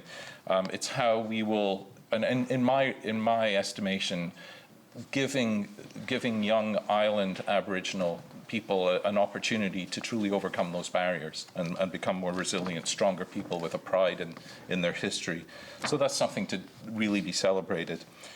I want to pass on my congratulations to Nathan and Chloe and Caitlin, of course. And we settler people have so many things, so many wrongs that we need to right. And there's an enormous amount of work left to do for us. But raising up these strong leaders from within the Native community itself is perhaps a much more robust and enduring way for Indigenous people to find their way through this and to reignite their and reclaim their Native pride. So I'm delighted to join the Premier in congratulating these young Islanders, and I wish them all the best in their careers. Thank you, Mr. Speaker. The Honourable Leader of the Third Party. Thank you, Mr. Speaker, and it too is a pleasure to rise today and congratulate all the recipients of the John J. Sark Award. Mr. Speaker, the John J. Sark Scholarship financially supports Indigenous students in their pursuit of post-secondary education here in PEI. Mr. Speaker, all of these successful recipients have made incredible contributions to their communities, and all have demonstrated commitment to their field of study, and all maintain strong academic successes. Mr. Speaker, Captain Dr. John J. Sark is a vocal champion of leader here in Prince Edward Island, and all Islanders are better off for his service and dedication to the betterment of this province, our communities, and our people of this land. Congratulations to all the recipients, and I wish them all the best in their future endeavors. Thank you, Mr. Speaker. The Honourable Minister of Environment, Water and Climate Change, the Minister responsible for the status of women. Thank you, Mr. Speaker. As Minister responsible for the status of women, I'd like to provide an update on government's efforts to support those struggling to afford menstrual hygiene products. Menstruation isn't something that we typically talk about in the House or even in public in general. This silence needs to end. It creates stigma and shame about a natural biological event experienced by many people who identify as women and girls in our province. And it is also experienced by some who don't identify as women and girls, which can create even more stigma for transgender people.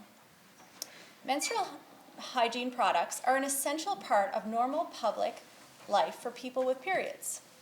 And without these products, people with periods cannot maintain their health and dignity, participate fully in work or school, or reach their full potential. A couple of years ago, Plan International Canada polled 2,000 women in Canada to research the social, emotional, and financial costs of menstruation in our country. They found that almost a quarter of all the women who were polled, and a third of the women polled who were under 25, have struggled to afford menstrual products for themselves or their dependents. While we don't have data specific to PEI from this study, it is probably a similar experience for some people in our province. As Minister responsible for the status of women, I want to acknowledge the motion that was brought forward by the opposition on this issue. I've thought a lot about it since then, and I wanted to look into what we could do. I'm pleased to say that action has been taken on this. And I want to thank the Minister of Education and Lifelong Learning for his collaboration towards his action. There will soon be posters set up in schools across the province that show students where to go to get free menstrual products when needed. In the past, products were typically available when students asked for them, but not everyone knew where to go. Even some teachers didn't know they were available. Trying to figure out where to get the pads or tampons might be more than some students were willing to go through. So, of course, some didn't. And can you imagine what type of day they had? Can you imagine how much they were able to pay attention to their schoolwork that day? That has now changed. Accessibility of products will be made very clear through the poster campaign, and any student will be able to access these products in their schools for free, no questions asked. Also, my department, through the Interministerial Women's Secretariat, will be providing tampons and pads to the PEI Food Bank Association and the 3 shelters in our province for their clients. I'm very pleased about this announcement. It shows what can happen when we work together. Good ideas plus action is what good government is all about, and I want to thank everyone involved in the process. Thank you very much, Mr. Speaker. The honourable member from Charlottetown Belvedere and the Opposition House Leader. Thank you, Mr. Speaker. This is actually a great announcement. Following on from our motion, which was introduced last fall, or just under a year ago, which explicitly and specifically called for universal and free access. Universal meaning no barriers. It's really important, looking at obviously in the news just recently, that Scotland has become the first country in the world to mandate through legislation and financial support free and universal access for menstrual hygiene products. And as the Minister said, that means no questions asked, no barriers. There is a huge amount of not just financial barrier here, but it's about dignity and equity. And dignity is not having to explain or seek permission. Equity is that this is available to anybody regardless of their circumstances. And you know, it is one of the big pieces that we find around this is the stigma about talking about it. We found that when we introduced this motion the first time around. We know that when it's been talked about in other spaces that it's a real challenge. And certainly Monica Lennon, who was the champion of the programme getting to that unanimous vote in the House in Scotland, worked on this for 4 years, Mr. Speaker, with a strong grassroots campaign, and a large part of that was getting to the point where people could actually stand up and talk about it, and not only the feminists in the room, but anybody in the room, because we're talking about half of the population. Mr. Speaker, my daughter is in junior high. They have what's called a stash locker. And a stash locker is a locker that is where you keep emergency supplies. And those emergency supplies are almost entirely feminine hygiene products. And some snacks, granola bars too, you know, snacks are good. But feminine hygiene products, and that's the solution that those kids have come up with on their own, because they didn't know that there were products available, or they're too embarrassed to go and ask the male person in charge. So I would really stress for the Minister and her team, and for both the Minister of Education and for the Minister of Status of Women, that free and universal is really critical. There is no dignity in having to ask permission or having to explain yourself for something that you need that enables you to participate fully with equity and dignity. So thank you, Minister, for this announcement. I would like to also ask that you add the Women's Correctional Centre to your list of areas. It was in our original motion, and think about extending for colleges and universities, post-secondary educations, which was also in our motion. I understand that this is early days, but junior high, senior high, colleges, universities, women's shelters, and the Women's Correctional Centre. So thank you again. Thank you, Mr. Speaker. The honourable member from Charlottetown, West Royalty. Thank you, Mr. Speaker. I'd like to thank the Minister for talking on this issue and taking action about awareness, the poster campaign, resources, and her work. Mr. Speaker, there are many women and adolescents in our society who are unable to afford basic menstrual hygiene products, and this is unacceptable. There is no need for shame attached to the menstruation, and unfortunately the shortage of resources stop many women and adolescent girls from going to school and work. Mr. Speaker, women who live in this province deserve better from all of us as politicians. Meeting the hygiene needs of all adolescent girls and women is a fundamental issue of human rights and public health. Mr. Speaker, 1/3 of all women in Canada are living with the uncertainty of whether or not they are going to be able to afford the basic products they need. Mr. Speaker, these products are a part of everyday life, and there is no reason why women here in the province of Prince Edward Island should live in period poverty. This is a matter of basic human dignity and kindness, Mr. Speaker, and we must be better. And with this announcement, I think we have been, and to ensure women and their basic needs are met here in Prince Edward Island. Thank you, Minister. Thank you, Mr. Speaker. The Honourable Minister of Education and Lifelong Learning. Thank you, Mr. Speaker. Because of the good work of Islanders in following the health and safety protocols of the Chief Public Health Office, our students have been able to return to in-person learning with minimal disruption. As the second wave of COVID-19 continues to hit provinces across the country, now is the time to increase precautions to help maintain the health and safety of our island communities. Alors que la deuxième vague continuait à se faire sentir dans tout le pays, y compris dans les provinces voisines, c'est le temps de renforcer les mesures de précaution afin de maintenir la santé et la sécurité de nos communautés insulaires. The Department of Education and Lifelong Learning has updated its guidelines for mask use in school. Starting Monday, November 28th, and in effect for the next 2 weeks, non-medical masks will be required for staff and students in grades 10 through 12 at all times indoors. À compter de lundi 30 novembre et pendant au moins 2 semaines, les masques non médicaux seront obligatoires pour le personnel et les élèves de la 10e et la 12e année quand ils se trouvent à l'intérieur.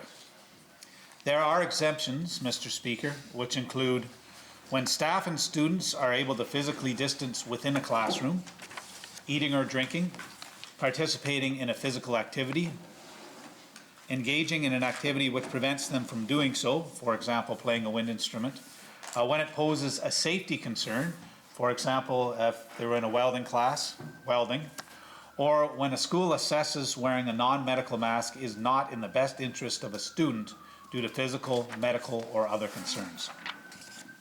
Physical distancing and cohorting have been challenging in high schools, so we are taking this additional measure to be proactive. Additionally, all visitors to school, kindergarten through grade 12, are required to wear masks at all times while indoors. De plus, tous les visiteurs dans l'école de la maternelle et la deuxième année seront tenus de porter un masque et tout temps lorsqu'ils se trouvent à l'intérieur. These updated guidelines apply to both the Public Schools Branch and Commission Scolaire de Langue Française. We have heard from students and staff that they want to be in the classroom, so we are putting the necessary measures in place to continue to allow that. We will continue to adjust our back-to-school plans as necessary to ensure a successful and safe school year for students and staff. Mr. Speaker, the health and safety of Islanders will continue to be our top priority. A further update will be provided in early December. Les lignes directrices seront examinées et feront l'objet d'une nouvelle mise à jour au début décembre. Thank you. Merci. The Honourable Member from Charlottetown, Victoria Park. Thank you, Mr. Speaker. Que nos élèves sont sains et saufs chaque journée dans nos écoles, c'est très, très important. Alors, je pensais qu'on va avoir une annonce comme ça qui venait. It's, of course, it makes perfect sense. All along, we've been saying, you know, if you can't social distance, you need to wear a mask. And we know that we can't social distance in school in most of the cases, and so that makes sense. I would love to, I know that I had an opportunity to meet with the minister before the sitting started, and we talked about the different models that were being looked at for school. And you know, while I understand and appreciate that teachers and students want to be at school, there may be a point in time where, you know, we may need to consider an A-B sort of model, which works well in high school in terms of the fact that, you know, 15 to 17-year-olds are able to do things independently and to think critically and to make important decisions for themselves. And so I encourage the minister to stay on top of this and to, you know, if this becomes a problem, to be able to pivot like we have been doing. So thank you, Mr. Speaker. The honourable member from O'Leary Inverness, third party whip. Merci beaucoup, Mr. Speaker. The science is clear. Masks help reduce the spread of COVID-19 when worn properly. Islanders have done well thus far in the COVID-19 pandemic, but we do have to remain very vigilant, Mr. Speaker, and we must continue to follow the science. And my message to staff and students is also very clear in respect to use common sense. Listen to the professionals, your instructors, your teachers. Wear a mask when necessary. Physically distance. Limit the size of gatherings. Hopefully, we will continue to beat this virus and flatten the curve and make sure our health facilities do not get overwhelmed with COVID-related illnesses. Merci, Mr. Speaker. End of statements by ministers. Presenting and receiving petitions. Tabling of documents. The Honourable Minister of Agriculture, Land, Minister for Justice, Public Safety and Attorney General.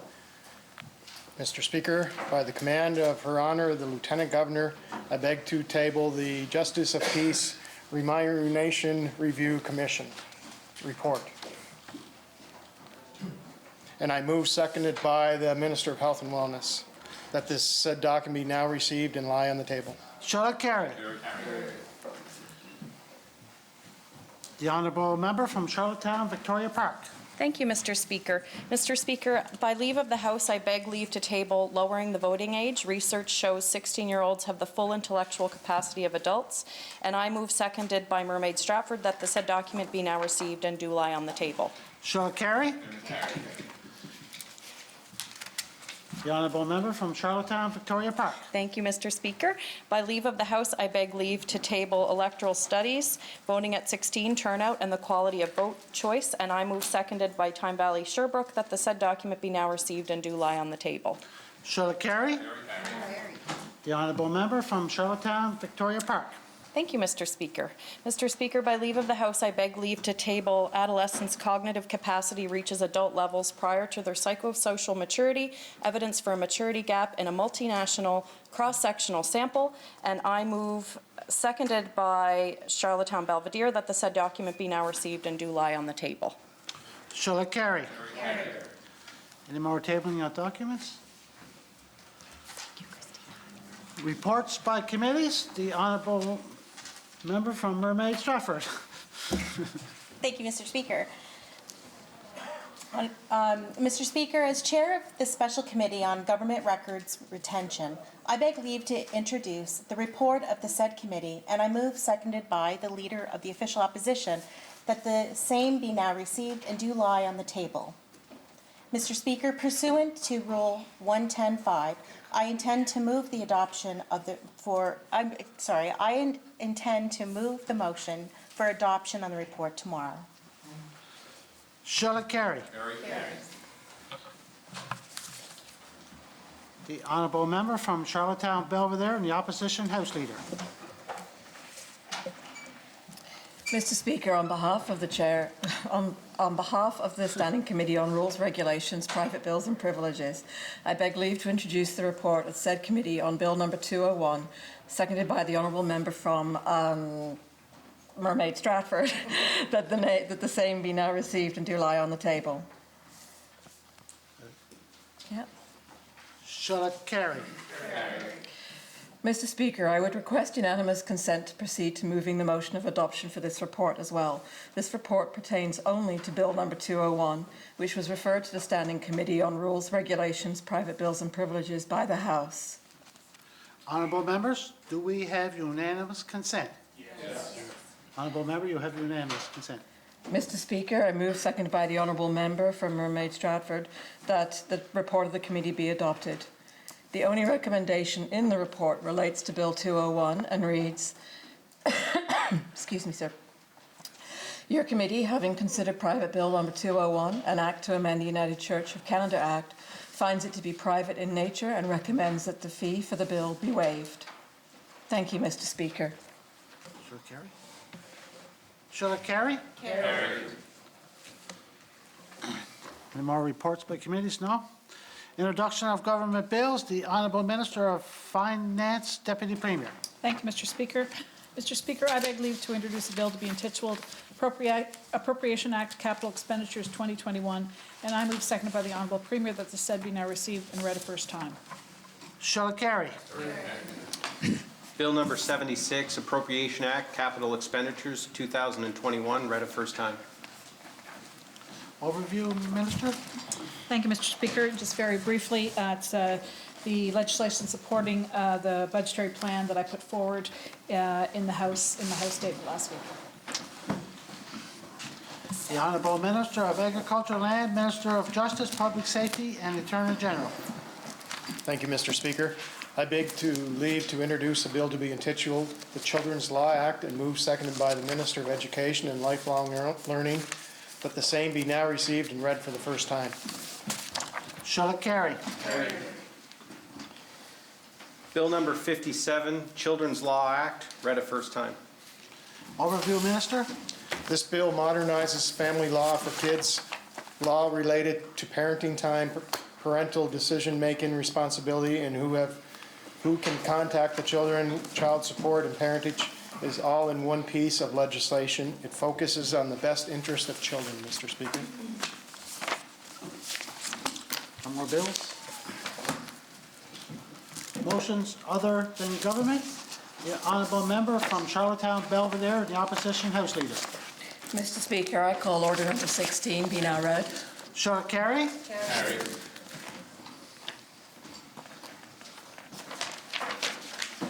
Order number 16, Election Age Act, Bill number 122, ordered for second reading. Honourable Member from Charlottetown Belvedere, the Opposition House Leader. Mr. Speaker, I move seconded by the Honourable Member from Charlottetown Victoria Park that the said bill be now read a second time. Shall it carry? Carry. Bill number 122, Election Age Act, read a second time. The Honourable Member from Charlottetown Belvedere, the Opposition House Leader. Mr. Speaker, I move seconded by the Honourable Member from Charlottetown Victoria Park that this House do now resolve itself into a committee of the whole House to take into consideration said bill. Shall it carry? Carry. The Honourable Member from Tignish, Palmer Row, to chair the Committee of the Whole, please.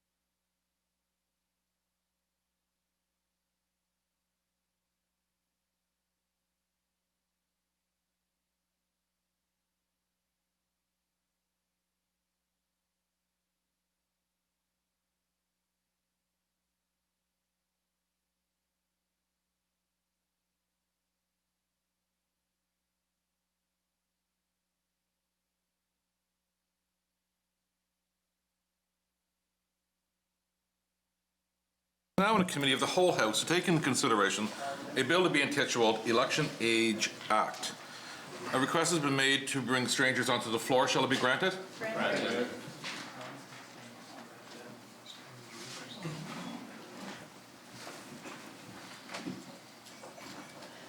No.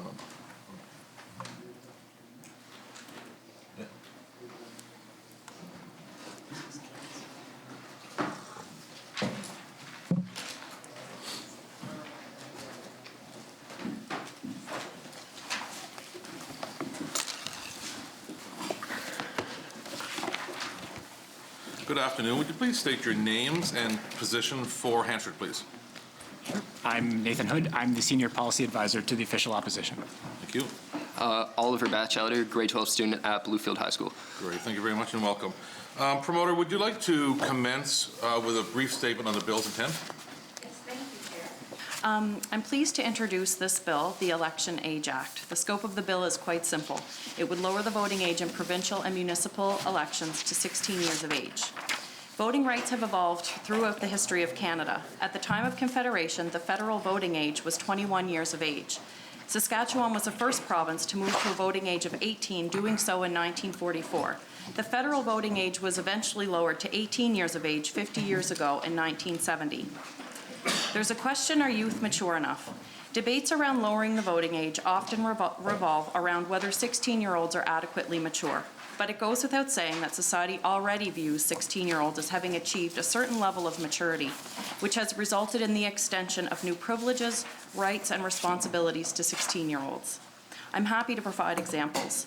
16-year-olds are able to drive vehicles on PEI. 16-year-olds cease to be protected by the PEI Youth Employment Act, which means they are allowed to work in dangerous work sites, the construction industry, and work longer and more uncommon hours. They are able to enter into valid contracts under the Insurance Act. The Supreme Court of Canada, as well as courts in other countries, have recognized the mature minor doctrine, which affirms the capacity of minors to make decisions about their own health care and consent to medical procedures. 16-year-olds are eligible to emancipate in certain conditions. They're able to enlist in Canadian forces under certain circumstances. As time has progressed, so has a scholarship on adolescent development. Recent research has looked into cold cognition, the basic cognitive processes supporting the ability to reason logically. Researchers have found that cold cognition matures by 16, whereas hot cognition, the capacity to exercise self-restraint, especially in emotionally arousing contexts, does not fully mature until several years later. What are the benefits of extending the right to vote? Voting is acknowledged as a habit-forming activity. In other words, voting early in your life makes you more likely to vote again in the future. And because youth are still engaged in the education system, it is easier to reach them and to educate them about civic engagement. The ability to educate these young islanders is a truly invaluable opportunity, one that has even been supported by the Chief Electoral Officer of Canada. Youth are leaders. Last week in the capital budget address, the Minister of Finance said, "Our future lies in our children." I agree, and I would go further. Youth aren't just the leaders of tomorrow, they are the leaders of today. Through bodies like the Youth Futures Council, Premier's Youth Council, and the Child and Youth Advisory Committee of the PEI Office of the Child and Youth Advocate, which is the new name for the Child and Youth Table, we solicit young people's perspectives and input to design and inform public policy, which is exciting. There are other instances like last fall where the member from Montague-Kilmuir had invited Jacob McPhee and his hockey teammates to the Legislative Assembly to share their perspective and support for stronger restrictions on vaping products. Or Oliver Batchelder, who is here with us this afternoon to provide the youth perspective on this bill. These engaged youth are the same youth who would be getting the right to vote under this bill. If these same people are helping to shape government policy, there is no reason they should be deprived of the ability to elect their representatives. In conclusion, PEI is a notable province when it comes to youth voting. The plebiscite on democratic renewal was the first time in Canadian history that 16 and 17-year-olds were able to vote. It was said that at the time that young people deserved to have a say in shaping the future of this province, and I believe that is still true here today. Extending the franchise should not be a question of public opinion or how we feel. It is a decision that must be based on the available evidence and made without prejudice or stereotypes toward young islanders. And the evidence is clear. 16 and 17-year-olds have the same cognitive capacity as adults to mark a box and choose their representation. We have spoken in this House many times about the importance of youth engagement and giving youth a seat at the table when making decisions. This afternoon, we have an incredible opportunity to turn our words into action. Extending the right to vote to not only empower young people will signal our confidence and trust in the abilities and perspectives of our future generations. I'm happy to answer your questions, and I hope for a respectful debate. And Chair, if you'll indulge me before we get started, there's 3 of us here today. So if you have someone in particular that if anyone has anyone in particular they would like to pose their questions to, if they could maybe just make that clear in their question to keep things Absolutely. easier for you and us as well. Yes. Thank you, Chair. Well, thank you very much. It is a pleasure to the committee that the bill be now read clause by clause, section by section, or open it up for general questions as a whole. Thank you very much. Leader of the third party. Thank you, Chair. And welcome, Oliver and Nathan. And Oliver, it's certainly nice to see some young people here in the legislature, and I know it can be quite scary to come in here, but I hand it to you for being here. And please don't take these questions as offensive. They're just, sometimes questions get tough, And we just want to hear your opinion on different things, and welcome. I guess one of my questions is, this amendment would apply to provincial elections, by-elections, plebiscites, and municipal elections, is that right? So all elections going forward? Okay. Was there a jurisdictional scan done across the country to see if this is allowed in any other province? Sure. So as we mentioned in the opening statement, PEI was the first time that 16 and 17-year-olds were allowed to vote in an election was the plebiscite on democratic renewal. So at this time, there are no other jurisdictions in Canada that would have a voting age of 16 or 17. And just a moment, please. Sorry to interrupt, but just for the Hansard's sake, all your words are very important, so we want to make sure we get them in Hansard. Just speak into the microphone if you possibly can. I know it's difficult to speak to someone with your back to someone, but if you can do so, we'd appreciate it. Thank you. Leader of the third party. Thank you, Chair. And I just have another question. Like, during the recent plebiscite that we had, and that 16, 17-year-olds were eligible to vote, there was approximately 2,068 that could vote. Out of that group, 667 voted, which is about 32%. What are your plans going forward to encourage people to get engaged and get out and vote if this was to go through? Sure. So I think there's a few things that could help improve turnout amongst young voters. One of the things we had spoken about was the importance of reaching young Islanders when they're still in school, because the fact that they're in school means they're much easier to reach, to educate them about the ability to vote. And there has been some research at the federal level that suggests that younger voters are, I suppose you could say, ignored in the electoral process, where they're less likely to remember having received a voter ID card, less likely to report having been contacted by a candidate in an election. And so in some ways, you know, once you become, if you're a first-time voter between 18 and 22, you know, it's very difficult to reach you. Whereas in the school context, we can develop curriculum for those students to educate them about how to vote, the different ways they can vote as well, because it's not just going in, and I think we've learned that through COVID, you know, there are mail-in ballots and other options like that. So really, I think education in the school system would be the best way to encourage turnout amongst that demographic. Leader of the third party. Chair, I did say one final question, but this, can I add to that? I'd like to add to that. So where do you see it starting in the school system? That's a good question, and I think it's something that would require more discussion. I don't think you would ever go wrong with doing more education about civics in schools. Certainly in this case, in this case, certainly we'd be looking at 16 and 17-year-olds, so we would hope that that education would be delivered before they're eligible to vote. And I think that would probably be the main consideration, that they receive that education before they have the ability to vote. Thank you, Chair. You're welcome. Thank you. Mermaid Stratford. Thank you, Chair. And thank you, always, Nate, for being here, but definitely Oliver, thanks for being here with us today. I think the first time I met you was when you were part of the Youth Parliament last year, and I was volunteering, and I guess if you ever want to encounter some engaged youth, just attend the Rotary Youth Parliament. So I guess the question I had around that was, what was your experience through that process, and what did you find engaging, and the several other youth that were in that parliament? How did you find that you were engaged throughout that? Well, first of all, I'd like to say I really enjoyed my time at the two Rotary Youth Parliaments that I had the opportunity to attend. And definitely my favorite part of them was the fact that I had the opportunity to meet students from all across the province. Generally, most of the activities that I'm used to doing that involve any sort of politics, it's generally done within my own school. However, this was the first time that I was able to meet a lot of different students from across Prince Edward Island. And one of the main definitely one of the main things that I took away from my experience in the Rotary Youth Parliament is that there is a wide and diverse range of youth voices that exist here just within our own province. There is not one ideology that the youth of this province follow. And as such, I think that it's important that we have to be able to listen to them. Youth are much more engaged than most people believe them to be.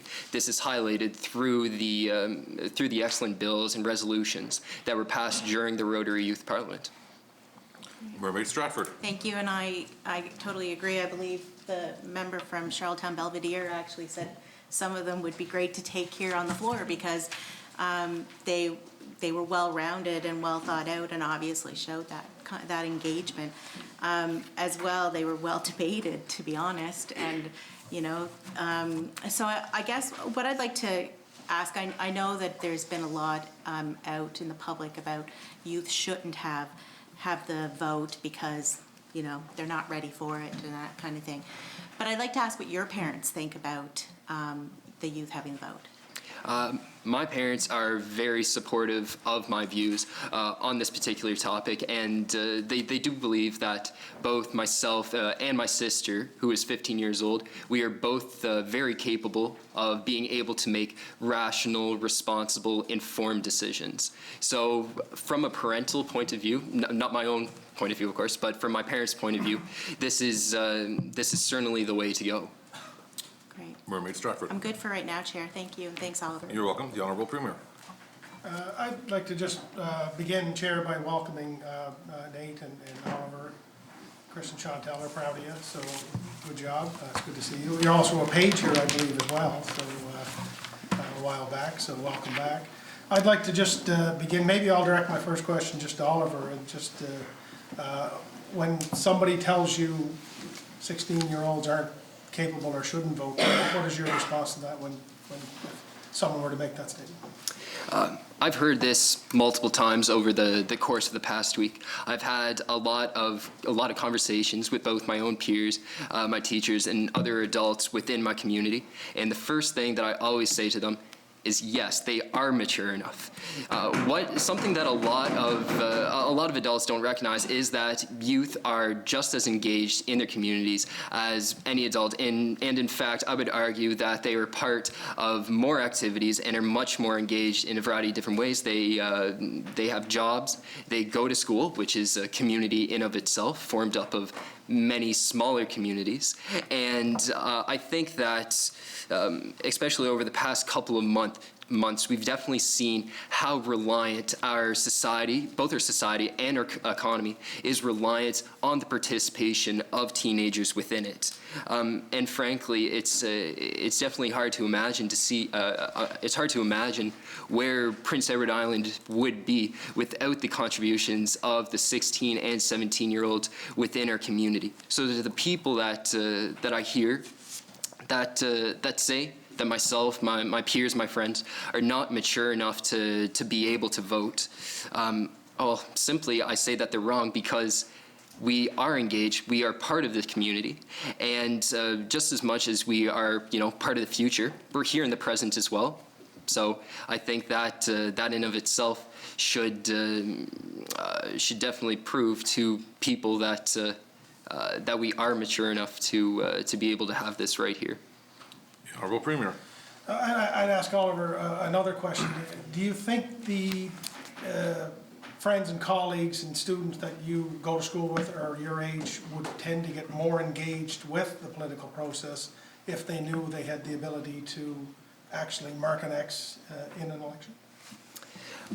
Thanks for the question. Well, I think the reason why I do, yes, I do think if 16 and 17-year-olds had the opportunity and the right to vote in our elections, they would become a lot more active within the political process. Youth will contribute when they feel like they are able to participate directly in the process and not simply from an arm's length away from it.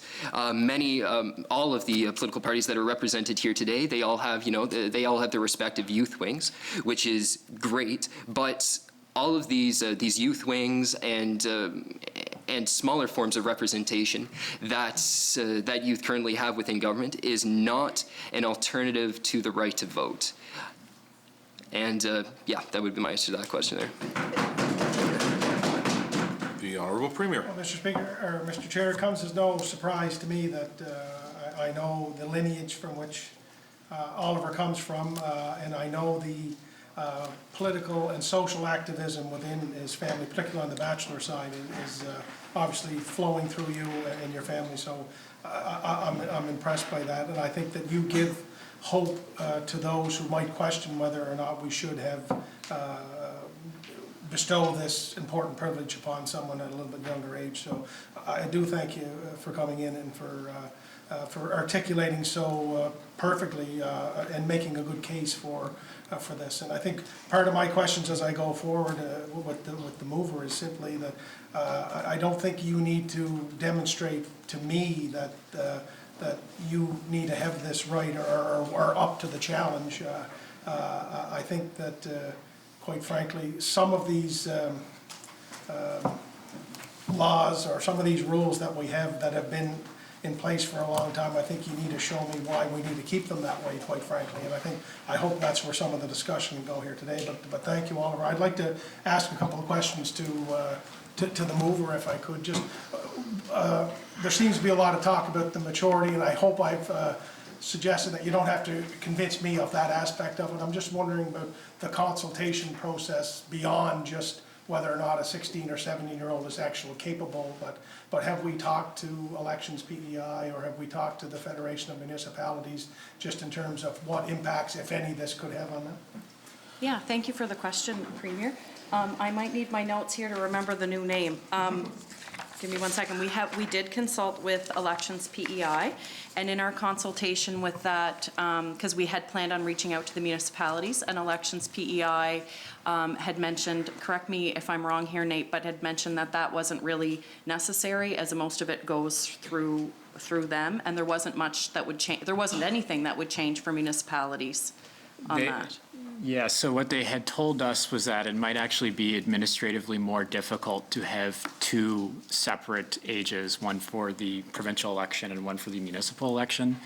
And so, in fact, having one constant age would allow them to only have to establish one voter list that they could use, and it would be the same voter list that they would use for all the different elections. And so, of course, I had a recent consultation with the Child and Youth Advisory Committee of the PEI Office of the Child and Youth Advocate. I also had the pleasure of consulting with your daughter-in-law's class and a few, not daughter-in-law, your sister-in-law, sorry. You're not that old. And so I've also consulted with a few high school teachers, random high school teachers, principals, as well as youth in various classes throughout PEI. The Honourable Premier. Yeah, I appreciate those answers. This has been something that when I first learned it was going to be introduced, I have a keen interest in, of course, and I always think it's a good idea to try to find new ways to support people to be engaged in the political process, whether you're 16 or 96, quite frankly. And I did talk with Elections PEI. The only particular challenge that I think needs a little bit more scrutiny is not about the maturity, but as I understand it, the adding of 5,000 or whatever the number is of students that would be eligible to vote, or 16 to 17, what impact that might have on the electoral district variance in terms of the percentage. So whether or not, say, if there's 1,000 students at Charlottetown Rural, if they were to all be added to the roll in District 10, for example, would that throw the variance level off to where we need to look at recasting how the electoral boundaries are made up? So I don't think this is a big impediment for me, but I'm just wondering if that's a conversation that you've had, or if that's something that you have looked at in detail. That did come up in our conversations with Elections PEI, and totally out of my wheelhouse in terms of how that stuff works, so I'm going to refer to Nate on that as well. Sure. So I think the conclusion we had come to is that because that is governed under a separate piece of legislation, the Electoral Boundaries Commission Act, if I'm not mistaken, and that requires the electoral boundaries to be reviewed every 3 years. I don't believe there's a requirement in that legislation where if there is population difference during those 3 election cycles, that you need to redraw the boundaries. It's only every 3 election cycles. So what we had suggested was that if this was a concern and we might need to go back and redraw the boundaries if people felt that was needed, then an amendment to that legislation would be required. One of the challenges in determining just how many voters you would have as a result of this bill passing is that you also have students in the schools who don't have Canadian citizenship. So you might actually have more students in the schools, but they aren't actually eligible to vote. And so that kind of makes the numbers also a little bit trickier to calculate. So my suggestion would be if we feel that's an issue, that would be best addressed in the context of that legislation. The Honourable Premier. I guess, have we an idea of what the number that would be added to the roll of electors if this were to pass? Yeah, like how many people we would be adding to the roll of eligible electors? I wouldn't have the number specifically. It would be a couple of thousand across the island. And of course, that would vary depending on population growth, whether people are moving into PEI, whether people are moving out of PEI. But it would be in the range of a few thousand. The Honourable Premier. And a few thousand would be like between 2 and 5, or just? Yeah, I would say so, yeah.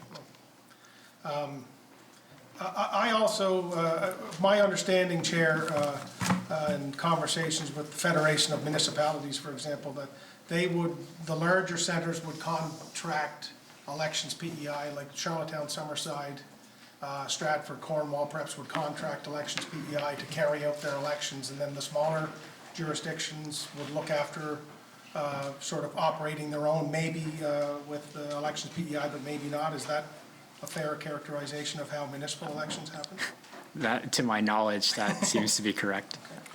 The Honourable Premier. Also, I assume this would be connected to school boards as well in terms of elections of elected school board, in particular the French school board?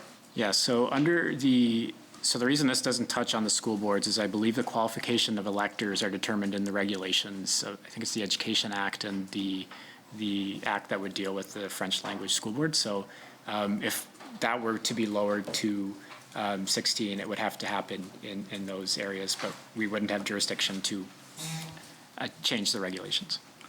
The Honourable Premier.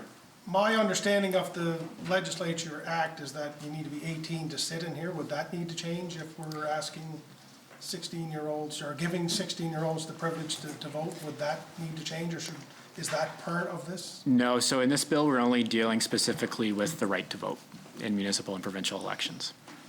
The Honourable Premier. Can I ask why we didn't look at both of them, or is it just sort of let's get one at a time sort of thing?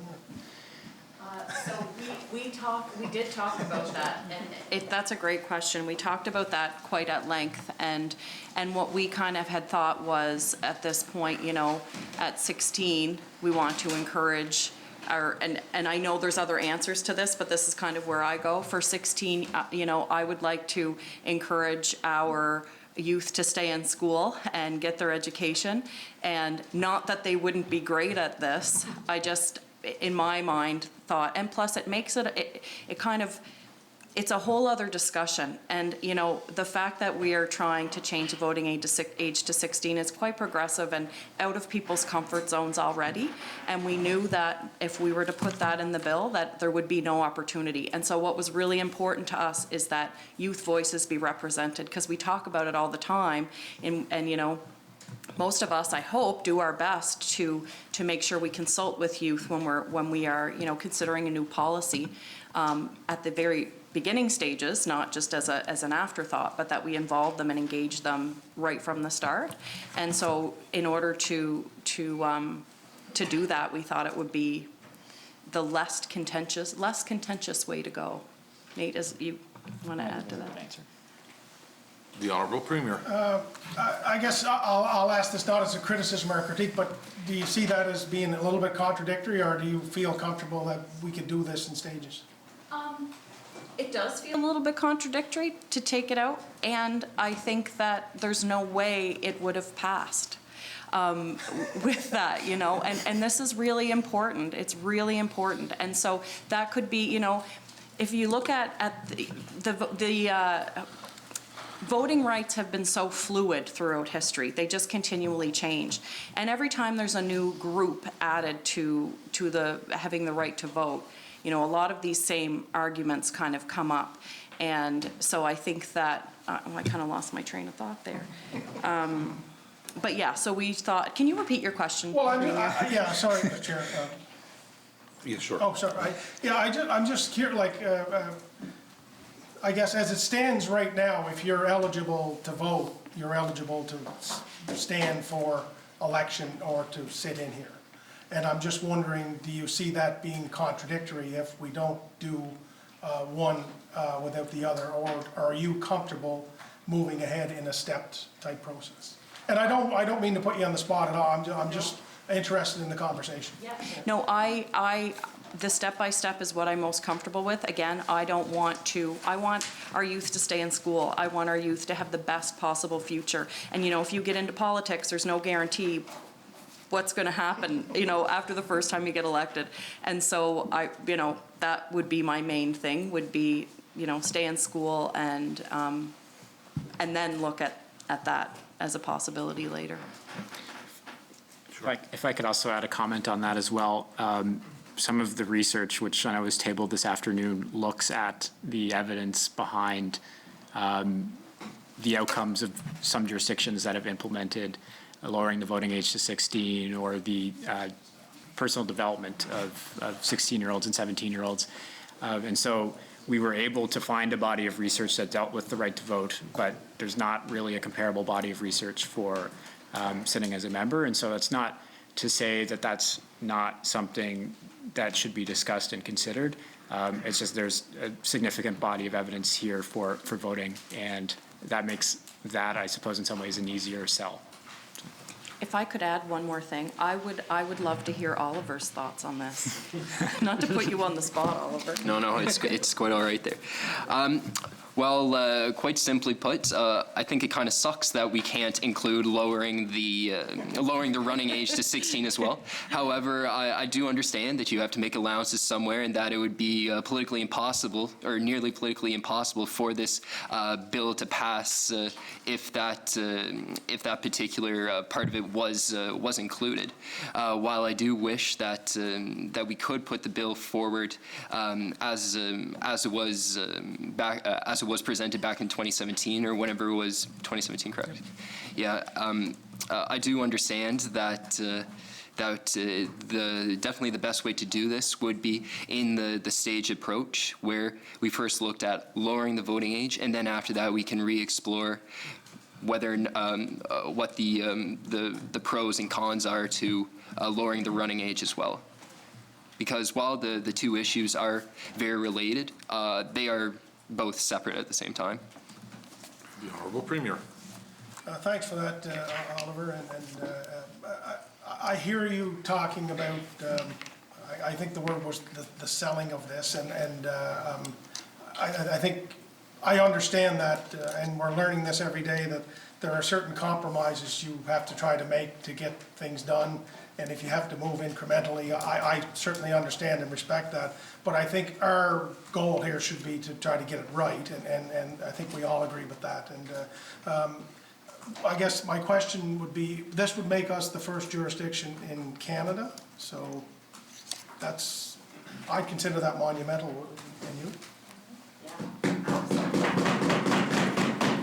So Sure.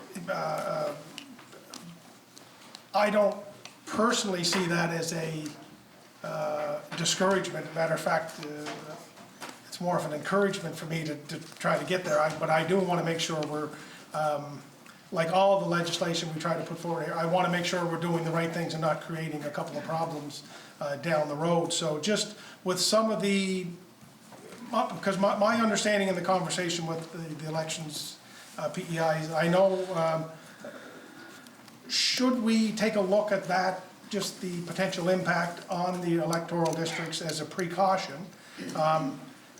And I guess my first question leading to that would be, And it would be our goal to have this in place for the next provincial election, is that what I understand? Is that the next to come, is the provincial election? Yes. Fair point. But are there municipal elections scheduled before the October 2nd, 2023 election date, fixed date for PEI? Not that I'm aware of, no. The Honourable Premier? Nor am I. I just wanted to clarify that because, so to get this ready for October 2nd, 2023, I guess I would ask, would you be open to having a small, short-term exploration of these potential impacts, have a consultation with Federation of Municipalities so they say they're comfortable with this, maybe report back in February and for a vote? I don't want to throw this away and not keep the momentum, but just in the interest of getting it right, as much as I can promise you here, if you all agree with me, we won't have an election before we come back in February. Could we just be open to taking a look at just exploring a couple of those questions, getting a little bit more consultation, maybe even from the Coalition for Women in Government if we haven't, just to see what their thoughts on this are? Maybe I should ask that. Did you consult with that group? We didn't consult with that group. Personally, I feel as though we've consulted with, unless I'm missing something, I feel we've consulted with all of the necessary people. And I feel that your concern about the proportion of that, you know, it doesn't have to do with schools, it has to do with homes. I think that a lot of these concerns being brought forward, and I could be wrong in how I'm interpreting it, but I don't see any reason to delay beyond this, personally. Yeah, I mean, I suppose I would agree. So you would not be open to further consultation? Is that... Well, I'm always open for consultation, of course. But I guess what I'm saying is, if we pass this today, we're not going to utilize it until October 2nd. What would be the harm in taking, and we bring it back? I mean, the next session is coming in February, I believe, now that we're on the fixed calendar.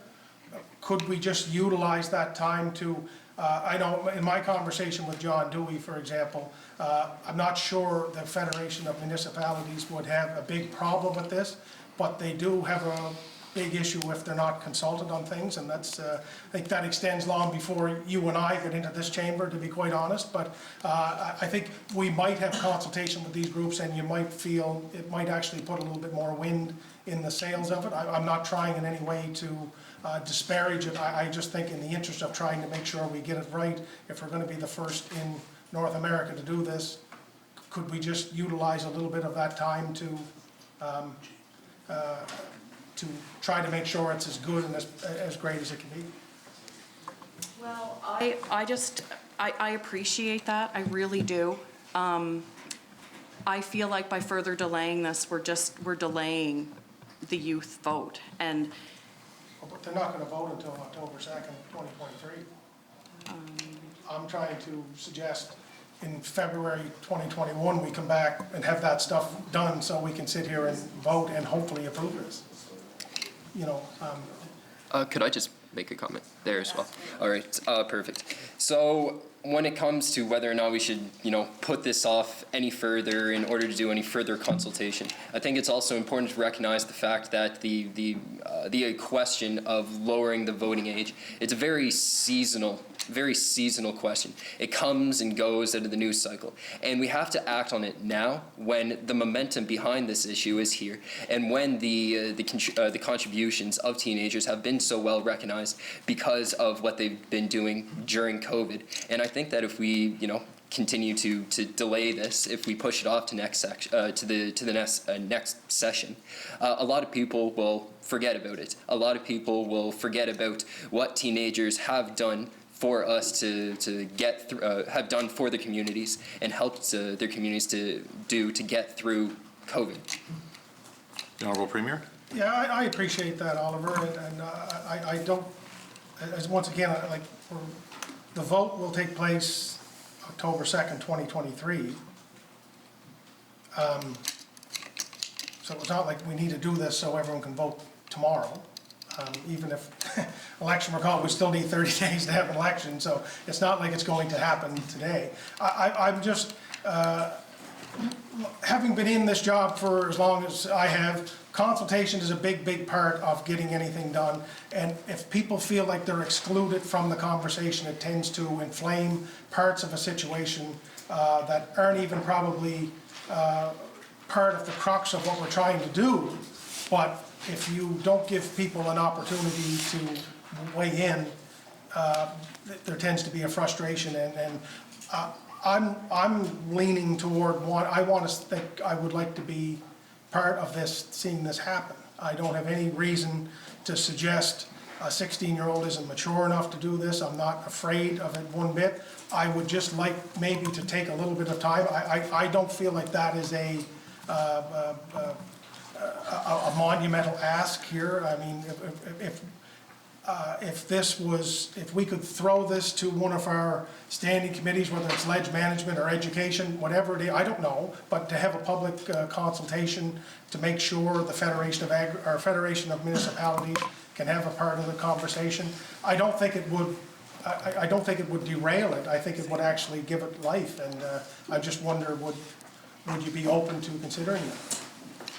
To that, Mr. Premier, I would say I would hope that this isn't an attempt to delay this. By passing this now, we have time to educate. I personally don't see any need to wait for this. And, you know, I would love to see you support this here today. I feel that there's plenty of data, there's been plenty of consultation done, and I feel confident about this. The Honourable Premier? I'm not opposed to it. I'm not trying to kick this off. I mean, I think we have a responsibility here to get it right. I'm not suggesting for a second that this isn't right. I think this is a monumental piece of work that's going to fundamentally change how we elect the representatives of PEI.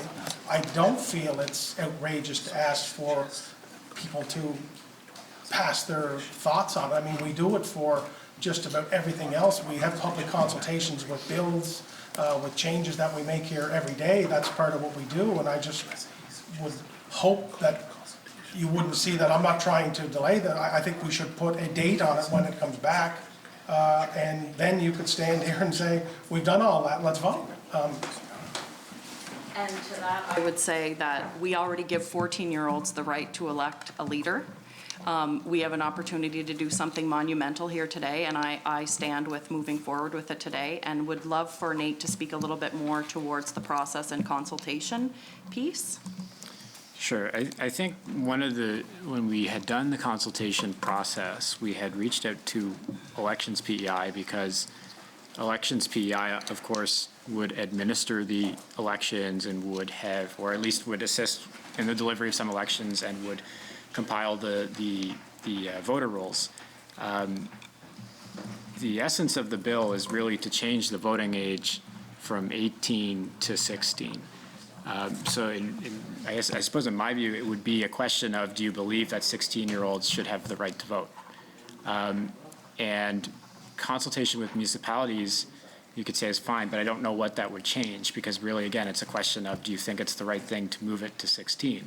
Well, and I suppose that's your view, and I appreciate that, but I think there's a divergence of views in here, which I think we'll find, and I've already taken up too much time with mine, and I don't want anyone who's here or watching to think that I'm opposed to this. As a matter of fact, it's probably the opposite. I think it will be more difficult if we do this without giving a certain consultation process, because it is a monumental shift in what we're doing, 100%. I don't think that's a reason to stop us from doing it, that it's monumental, but I mean, I don't know what else we would do in here that would fundamentally change how we do things and not have public consultation of it. I don't know what else we would be comfortable pushing through without that consultation.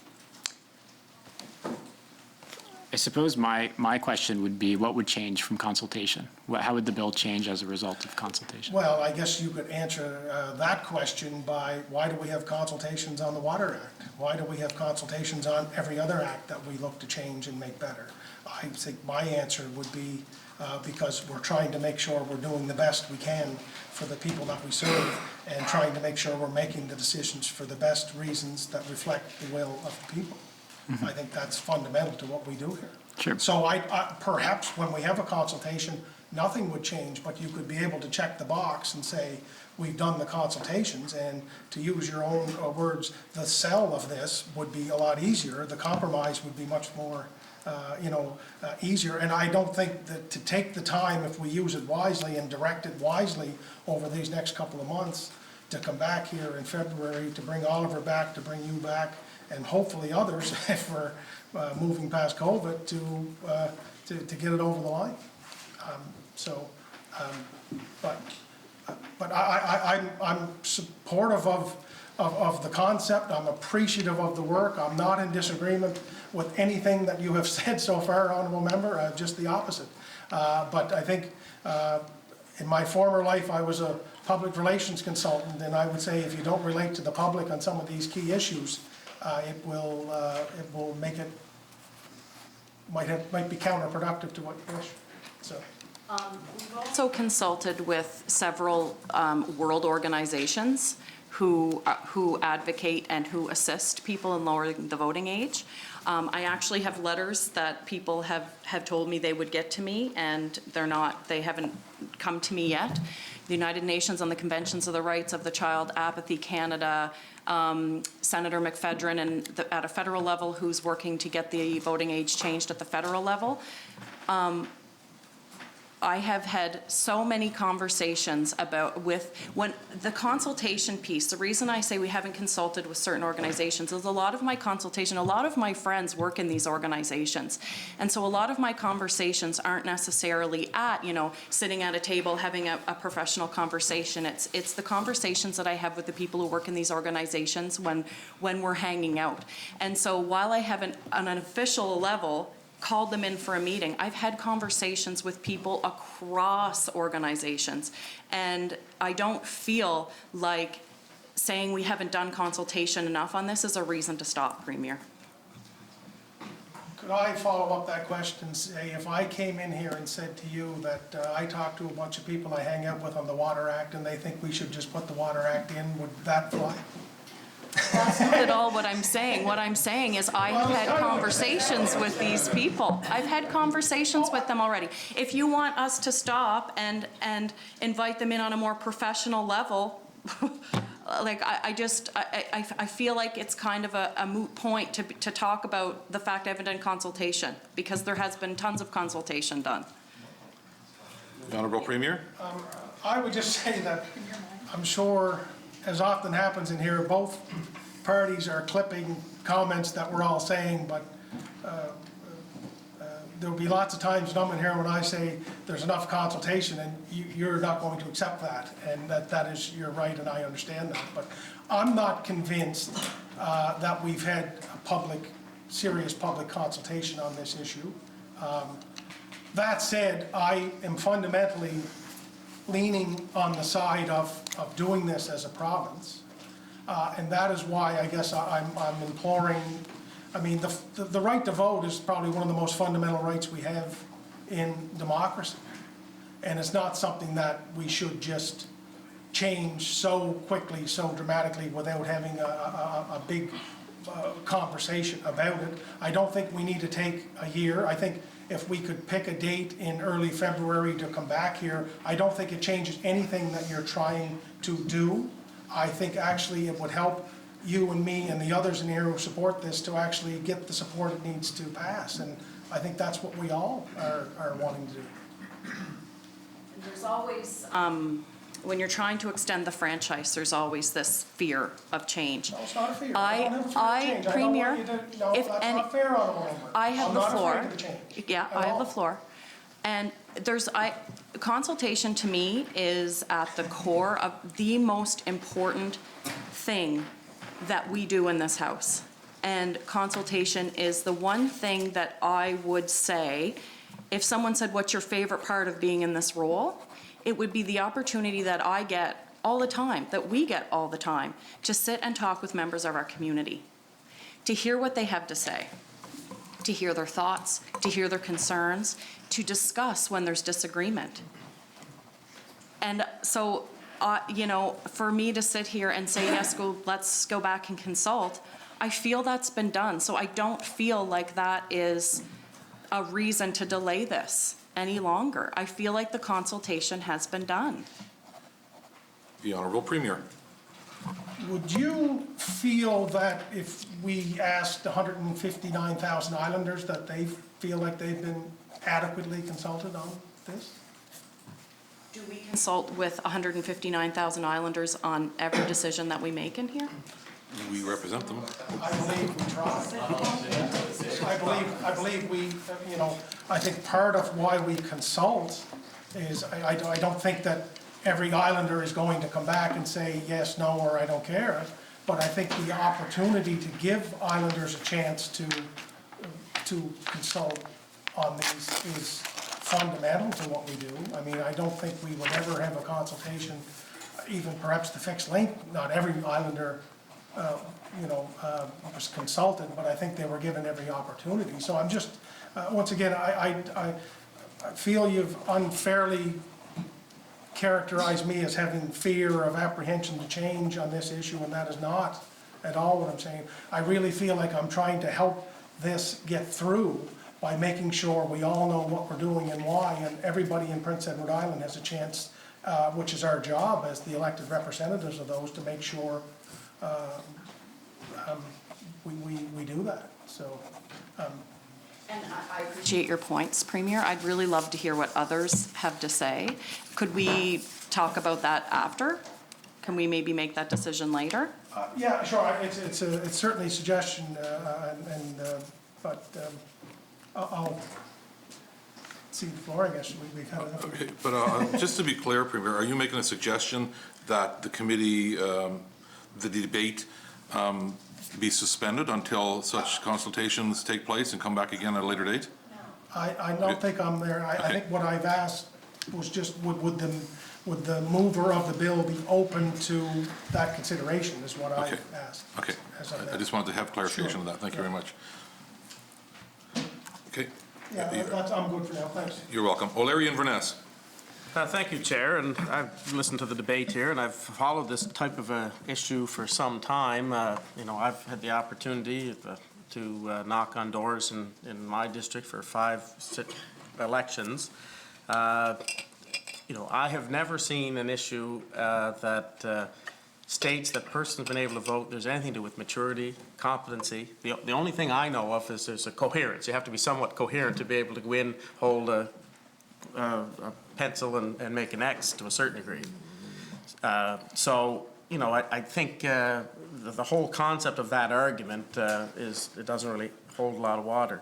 The arguments that were used by the Honourable Premier about the election cycle and the boundaries issue, I would probably argue today the boundaries are out of alignment and will be out of alignment. The Elections Boundary Act basically states that every 3 elections it's reviewed and reassigned based on variances within the riding. So that happens all the time anyway. I would be surprised that it dramatically changed much of it anyway. When I had the opportunity to make a presentation to the democratic renewal process that the previous government had in place, I was actually a defender of saying that we should have had increased the voter pool. I think is ultimately in each particular riding. I think it creates better democracy, creates better impacts on outcomes. Harder to dictate and manipulate an outcome the bigger the pool of voters is. So from that perspective, you know, I certainly feel that you know, those are the positives about it. But I will ask the committee chair, and Oliver, you had mentioned you had a sister that was 15, seemed very mature. We talked about political parties that have voting 14-year-olds can vote to pick leaders and nominations and things of that nature. So why did you pick, or why do you think 16 is the number? Is there a different number? Would 14 be just as suitable a number?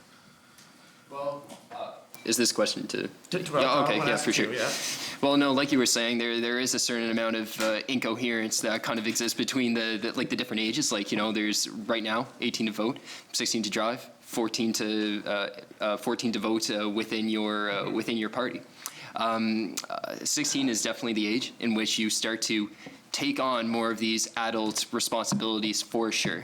I personally am not opposed to voting age of 14, since all the parties are obviously in agreement that a 14-year-old is able to make a rational decision, since they're allowed to choose the leaders of each of the parties. So if all the parties are, they're already in agreement on, on that point there, I personally would not be opposed to 14, but I do believe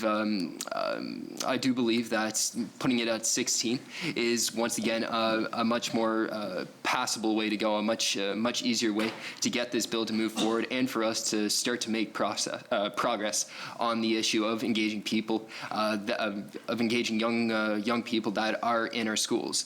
But back to the question, if there was a different age that I personally would be willing to that I would like to see it at, it would be 14, but 16 in the bill. I mean, it's if that's the easiest way for the bill to get passed, for youth voices to start to be heard, then I think that's certainly the way to go for this bill here. O'Leary and Verness. Yeah, no, I think that's a valid point too, and I agree. Really, the whole issue of voting and voting age is based on age. It's like I say, you can have people that are in their 100 years old, may not be as up on all issues as 16-year-olds or 14-year-olds or what have you might be. And I think, at the end of the day, you got to pick an age. And, I would say in general terms of a free voting opportunity, I would have the opportunity to vote in favor of such a bill. I do feel that the issue has been discussed and bandied about around other circumstances. Like I say, the plebiscite allowed people that were 16-year-old to participate and vote. I think, we'd be naive to think all 16-year-olds are going to take the right to vote, but that's no different than 20-year-olds or 40-year-olds or 100-year-olds. So age isn't the predominating factor, just people who have a civic responsibility. They like to debate and have a say in what goes on. So from that perspective, I certainly appreciate your comments, appreciate the bill, and I think I'll just leave it at that for now, Mr. Chair. Thank you very much. Summerside Wilmot. Actually, I'm going to jump off of what O'Leary and Verness was just saying. First of all, I will start by saying I actually appreciate the questions that you're bringing, Premier. I think that the debate around this so often turns into one about whether or not a certain group is mature enough, and I appreciate that the questions you're asking are on the technical side of it and not on the competency side of it. So right from the beginning, I do appreciate where you're going with this. I suppose one of the thoughts that I have as a general remark to the committee is that boundaries are redrawn regularly, and when we have immigration or when we have people moving, we can certainly find our boundaries out of balance. When I do a quick math exercise on the number of students in schools currently, if we assume half would be eligible, 2,500 maybe. If you divide that by 27 approximate districts, we're only looking at maybe 100 extra people in any given district on average. I don't think that it would have a profound impact, but even if it did, that would be quickly adjusted, so I don't feel terribly concerned about that particular element of it. And I can appreciate the desire to want to go out and consult on this. I think there's a lot of merit in wanting to have consultation, so I don't take issue with that as a concept.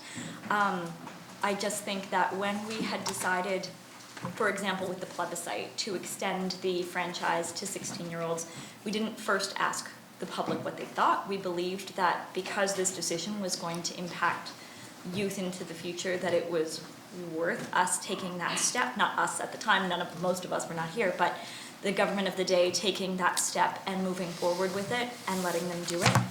And that's what happened. And I think that if we all fundamentally agree that 16-year-olds are competent and mature, and that it's an excellent opportunity to engage students while they're still in school, and that increasing civics education while students are in school is a net positive for the province, then having those informed students vote is net positive for the province. I don't know if we need to consult on whether or not we should extend the franchise. I don't know if we would have done that when governments of the day were determining whether to allow women to vote or Indigenous people. I think if we agree fundamentally that our democracy would be improved by the inclusion of their voices, I think that we can be bold and do that. But I don't have a question. I just wanted to make those remarks. Thank you, Chair. Thank you very much. Minister of Education. Well, thank you, Chair. And thank you, Member, first of all, for bringing this bill to the floor.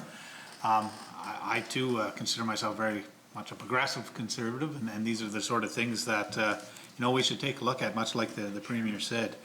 I also too wanted to thank Oliver for being here, and of course, great to see Nate again. But Oliver, in particular, I know how passionate you are about this issue, and I know you brought it up with me in the past as well. I know that when it comes to the issue of maturity, I have no issue with that. I think that when it comes to 16-year-olds and 17-year-olds being ready to vote, I personally think that's not a problem. I remember the Leader of the Opposition and I went to Career Day at Bluefield High School. It was in October of last year, in 2019, and we had really a full classroom full of students that were completely engaged in it. And Oliver, you might even have been there. Were you there at that one? I think I was there. Yeah. You were there, yeah. It was a really great discussion, and it really showcased exactly what you've said, right? Also, I have my son's 11, but my daughter's 14, and I've talked with him and her friends, and I put the question straight to them. I just said, do you guys think 16 and 17-year-olds should be able to vote? And they didn't really hesitate much. They had a little discussion, but they said, yeah, without a doubt. I was really surprised, speaking of consultations, when CBC did the story and they had interviewed, sort of random youth, and that there were opinions, in both directions. I thought it would have been a unanimous, yes, we want the vote, and that kind of surprised me personally. But one thing, again, to the mover of the bill here. I know we've collaborated well in the past, and we're continuing to collaborate. You have another bill you're working on has to do with sexual misconduct, and we consulted with it as a Department of Education, Lifelong Learning, and decided that part of that bill was probably best to go in the minister's directive, and that, so we delayed that bill, and we've been working on it for several months now. When it comes to this particular bill and lining up the elections of school boards with the potential change in age to 16, it is, as Nate said, the Education Act election regulations that do need to change, and I don't think it's a difficult change. We're not going onerous here, but definitely one that I would like to have the Department of Education, Lifelong Learning make in conjunction with this bill coming forward, because I think it's important that we line up all the different elections, as opposed to having, okay, it's 18 now if you're going to elect school boards, but it's 16 in general elections and municipal elections. And along that lines, maybe you have already talked with the education authorities on that one, but I would like to bring them on board with this and get the regulations changed in conjunction with that. And that kind of supports, I think, with where the Premier was suggesting. We could work with you and get that lined up so they can all kind of happen together and make sure that that particular piece is ready to go as well. I just wanted to hear your opinion on that, I guess, as mover of the bill, and Nate, actually, and Oliver, if you wanted to chime in as well. I know you always have some good things to say. So.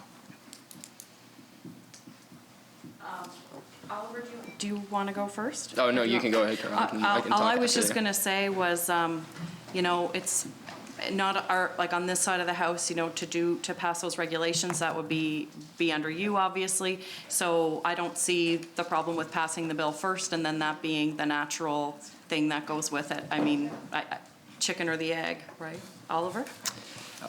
Yeah, thanks for the question there. Minister Trevors, as you know, I am very supportive of lowering the voting age within school board elections to 16 as well.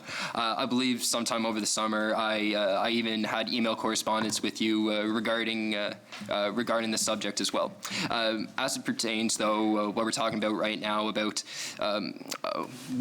what I understand is you want to lower the school board voting age and the elections voting age like at the same time? Is it? Minister of Education? Oh, sorry, thank you, Chair. In school board elections right now, you have to be 18. Yes. There's a set of regulations called the Education Act election regulations. It's basically a very similar clause, similar edit as what you're saying in the legislation. So I would like to, be able to say, yes, we're going to make those regulation changes instead of having the two potentially separated. And the movers' points are well taken. I mean, often you change the legislation first and then the regulations. I would want to make sure that the French language school board, the Commission scolaire de langue française in particular, at this point in time, as well as the public schools branch, so we're on board with that. I mean, we're going through a fairly extensive consultation process about to kick off an election or a consultation process for elected school boards, and COVID really threw a wrench in that when we had big plans to go to consultations in the spring, and then we had a third party lined up, and now with the Atlantic bubble on hold, this third party was over in Halifax. Anyhow, we're trying to get one in before Christmas. I don't know if it's going to happen at this point, but I wanted to make sure as we move forward that they're on board with that change. Like I'd hate to change the legislation and then go and find out that, the French language school board does not, and they're very, very much when it comes to right holders, they very much, we control what happens with our school board. I would want to make sure that they were on board with this. I don't think there'll be a problem, but maybe again, you guys have already talked with them. I don't know. Well, I think that, waiting until the next session and trying to pass these, both of these, reductions in age together, it's really just a needless delay. I don't understand why we don't pass this bill now, and then we don't pass, the bill that you're referring to, Minister Travers, the one to lower the voting age in the school board elections next session. I find no reason that it would make any more that would make any difference whether or not we pass them, whether or not we passed it now, this bill now and that bill next session, other than the fact that now the contributions of teenagers are being recognized now more than ever, especially after the COVID summer and how teenagers helped this government's response to a lack of jobs and how much they were affected by COVID as well. By delaying this bill any further, I believe that a vote no against this bill at this point in time is a vote against the confidence that this House has in the teenagers of this province, and is essentially saying that everything they've done up until this point is not been enough. Okay. Hey, you have the floor. And I'm just going to remind you, you can't use members' names on the floor. Oh, okay. You can refer to them as the district they represent or the department they represent. Okay? Okay. Okay. Oh, sorry. So you have the floor. Okay, perfect. Thank you. I just lost my train of thought. No, what I meant to say there is that that I understand that we want to continue to have more and more and more consultation in this process here. However, when it comes to the question of whether or not we should lower the voting age, it is an interesting question that is a little bit different to any other question that can be asked within this legislature in response to any sort of legislation, as this is a question of whether or not there's certain voices that count. And I don't think that the question of whether or not voices count can be, dutifully answered by any quantity of consultation that happens with any number of groups, because the question of whether or not a voice matters is, it's highly subjective. And as we can see now, with a lot of the evidence that has been presented, I think that we can say for certain that teenagers are able to make a rational decision, and as such, the voice should matter. Minister of Education. Thanks, Chair, and no, thanks, Oliver. I mean, this is a great debate. I think we're getting to the core of it here, and I just wanted to make sure I articulated my opinion on this, just because it's not about maturity. It's not about whether 16-year-olds will vote. It's really making sure that, you know, we don't get in a situation where we've got regulations that are out of sync, or where we have to make changes to them where we haven't, you know, sort of done our due diligence with in this case, primarily it would be the French language school board with the public schools branch. As you know, right now we don't actually have elected school boards; they're appointed. So, but going into the future, we'd have to consider that. And so then this is the challenge, right? When you're on the government side, you have to consult with everyone. You have to consider all points of view, and you have to make sure that you consider all the legislation and regulations that are impacted. And you know, if it takes a little bit extra time to get it right, I think I agree with the Premier on this. It's well worth it, right? That's about. So I fully respect your opinion here, and I just wanted to make sure that in the future, when the time comes at Executive Council, we can make the Education Act election regulation changes, and it's not going to be, you know, controversial. It's going to be something where everybody agrees, yes, this is the way forward. And, you know, maybe even this debate right here on the floor of the legislature, the folks in the French language school board are listening and they're nodding their heads. I hope they are, but I would like to just touch base with them. That's all. Thank you. Leader of the Opposition.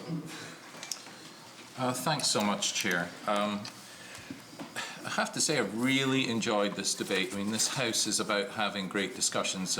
Minister of Education and Lifelong Learning just referred to the event at Bluefield School from last October. I remember it well. It was a great discussion. We sat around, and probably about as many people as are in this room now, and we had a fabulous discussion about a whole range of issues.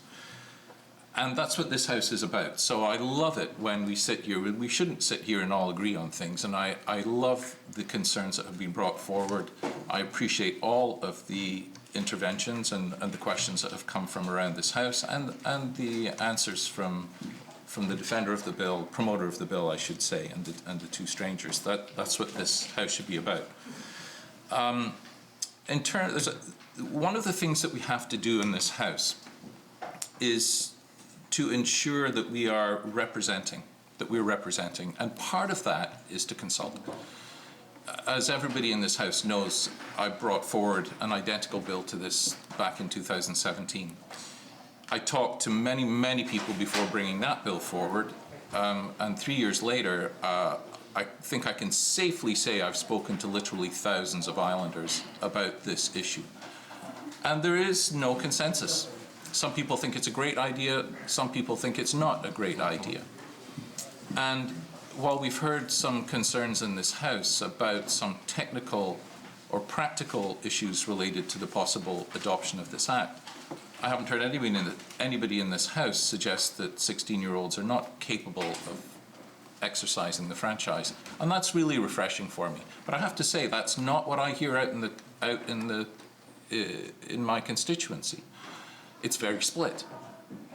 And I think what we have to do in a situation like that is, after an enormous amount of consultation, discussion, debate, is to ask a question: are we causing harm by going forward with this?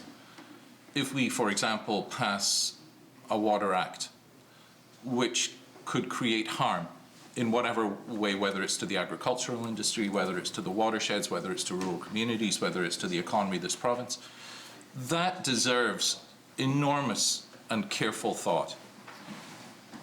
When I think, are we creating harm here by extending the franchise? I find it really difficult to see any point where including a group of Islanders that this room seems to feel unanimously, or at least the consensus of this room seems to be, that they are indeed capable of making that decision. Then it's up to us. If we want to make bold changes, that requires bold choices.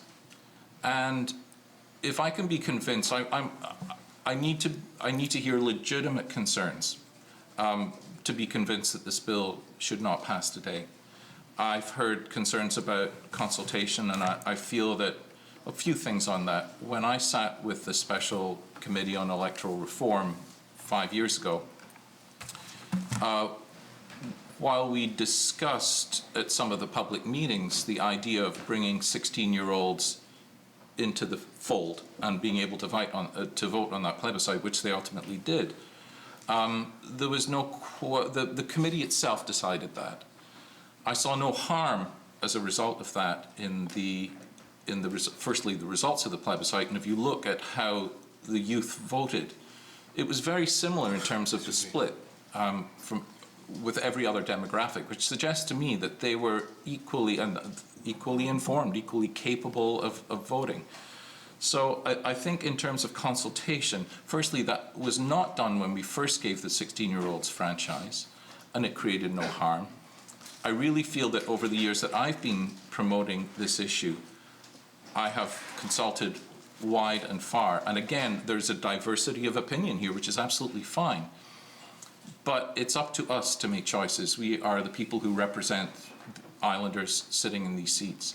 And it's up to us to understand why legislation is coming forward, what the impacts of that legislation is, and if there is any potential harm from passing a piece of legislation. I have not heard legitimate concerns that would give me pause.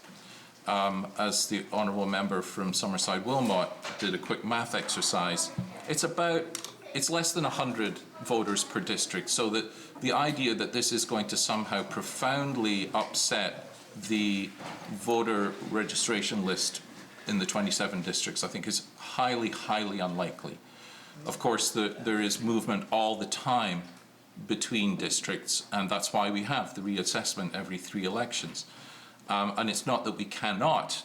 In fact, we have, in the case of the Honourable Leader of the Third Party, there's a large discrepancy there between the number of people in that district for very good reason, for cultural reasons. So we're not looking for absolute perfect symmetry between all of the voting districts. And I really think that this is not a situation where we're going to create a problem there. I think that's, for me, absolutely not a legitimate concern. So if I look at where we need to consult further, and is that going to have an impact on the bill, I see nowhere to go. When I look at the potential problem of creating issues with electoral boundaries, I see this as a moot point. When I was asked some time ago for a list of things that make me happy, I had a whole bunch of them. You know, cooking with a recipe that starts with use ginger and garlic, hitting a straight drive down the fairway, and the third thing I had on my list was learning things from my children. There's a beautiful pivot that takes place where, as a parent, you are the custodian of your children. You look after them, you care for them, you guide them through the first part of their lives. But there's a point where things start to shift and you learn things from your children. I can't pinpoint exactly when that was for me, but I can tell you it was before my children turned 16. I started to understand that these were young people who had lots to teach me, and that was an extraordinarily exciting time for me. I think that we have an opportunity here to be historic. I think that there's an opportunity for the members of this legislature to be a part of something that's going to make history in this country, and I dare say will move other jurisdictions to follow our lead. We've seen throughout history the franchise has been expanded regularly, and with good reason. And I think this is just the next logical step along that line. So I don't have a question, Chair. I appreciate the indulgence of the House for me to present my piece on this. I feel that perhaps more than any other member of this House, it's an issue that has been front and centre for me because I presented the bill here 3 years ago. I really appreciate the discussion that we're having, and I hope that that comes to a conclusion today and we are able to vote on this bill before 5 o'clock. Thank you, Chair. You're welcome. The Minister of Finance. Thank you, Mr. Speaker, or Mr. Chair, and thank you, Honourable Member, for bringing this forward. I've got a couple of concerns and a couple of questions. As far as consultation, I know during discussing the way we vote, public consultation was a very big part of that. And I think we need to look at that as well for the age of voting. And for a party that really prides itself on process, I feel though we're being kind of rushed through this. The Honourable Member tabled 3 documents, I believe, today. We haven't seen them yet. We don't know what they say, and we all have our opinion. You have yours, and you know, you're saying personally you've done all the consultation you think that we need to do, and you have all the information, but I haven't seen that information that you tabled today, and neither has anyone else in this House. And if you did do consultation, other than talking to your friends that are involved in some way, is there any type of paper trail that we could see to show that you actually have done, you know, formal consultation? So that would be my first question. We have done the formal consultation. Minister of Finance? So I appreciate you telling me you've done the formal consultation, but I think most members in this House would like to see what consultation was done. And I do have a couple of questions. Did you consider the impact this will have on the Age of Majority Act? So no, that was not a consideration because we were looking at the voting age specifically. And in the documents we did table today. That we haven't seen. Right, sure. I won't argue that. But in those documents, they talk about the developmental science because there have, you know, been questions. We have different ages for different things, and why is that? You know, shouldn't there be some consistency between those ages? But what people, researchers in adolescent development have said is that different competencies develop at different times in your life. And so you should be allowed to do different things at different times in your life to align with the development of those different skills. So one of the things the researchers talk about is cold cognition, the ability to reason logically, and hot cognition, which is how you interact in situations that are emotionally arousing, where you might be under duress or pressure. What they found is that when you have the time to deliberate and make decisions, which use cold cognition, circumstances where you are able to act, you know, competently are situations like voting, situations like you're with your doctor and you are making a medical decision. What they have looked at with other things are that, you know, the hot cognition would be your maturity, if you want to describe it that way. So, you know, the ability to resist peer pressure, as an example, would not develop until later. Or even think about alcohol and your brain is still developing. So we don't want to expose you to that at an early age because that will have detrimental impacts to your brain development. So we want to offload those onto later ages. So what the science says is that there are different ages for different things, and I'm sure the age of majority is fine for the things it sets out. But for voting in particular, the experts are saying that voting is fine, and that's why the age of 16 has been chosen for that particular activity. Minister of Finance. Thank you, Chair. So have you got a legal opinion on this from a lawyer, or is this just your opinion? Where did this opinion come from, I guess? Because we don't know. We haven't seen any documents that have been tabled yet. So we're taking what you're saying as face value, and I'm not saying it's wrong. But, you know, if we're going to look at it's not affecting the Age of Majority Act, would you recommend changing the Age of Majority Act? So if we're saying it's going to affect 16, 17-year-olds through peer pressure, or is there going to be campaigning in high schools? Are candidates going to be allowed to come in? Is there going to be signage that can be put up? I mean, there are a lot of questions around that. Like, there is peer pressure there, and there will be a lot of back and forth if we're going to allow any of that to happen. And I don't think we have any answers on how we would move forward with that. Sure. So on the question of peer pressure, when you go to vote, you go to a building. There are no parties who are there harassing you when you arrive at the polls, and you go to a booth where you are by yourself and you are able to make your decision. and that's a secret ballot. There's nobody who sees what you are voting. The documents that I've referred to. The hour has been called. A request to extend the hour has been asked. Shall it be carried?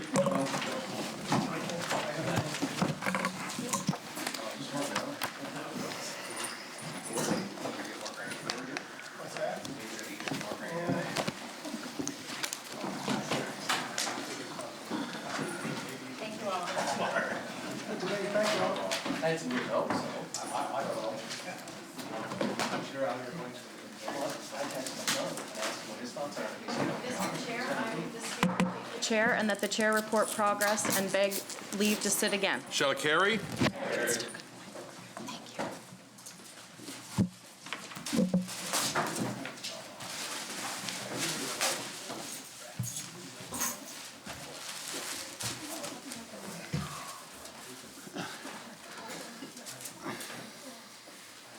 Mr. Speaker, as Chair of the Committee of the Whole House having under consideration the bill to be entitled the Election Age Act, I beg leave to report that the committee has made some progress and begs leave to sit again. I move that the report of the committee be adopted. Shall it carry? Hour call? Honorable members, the hour has been called. We will recess until 7 o'clock this evening.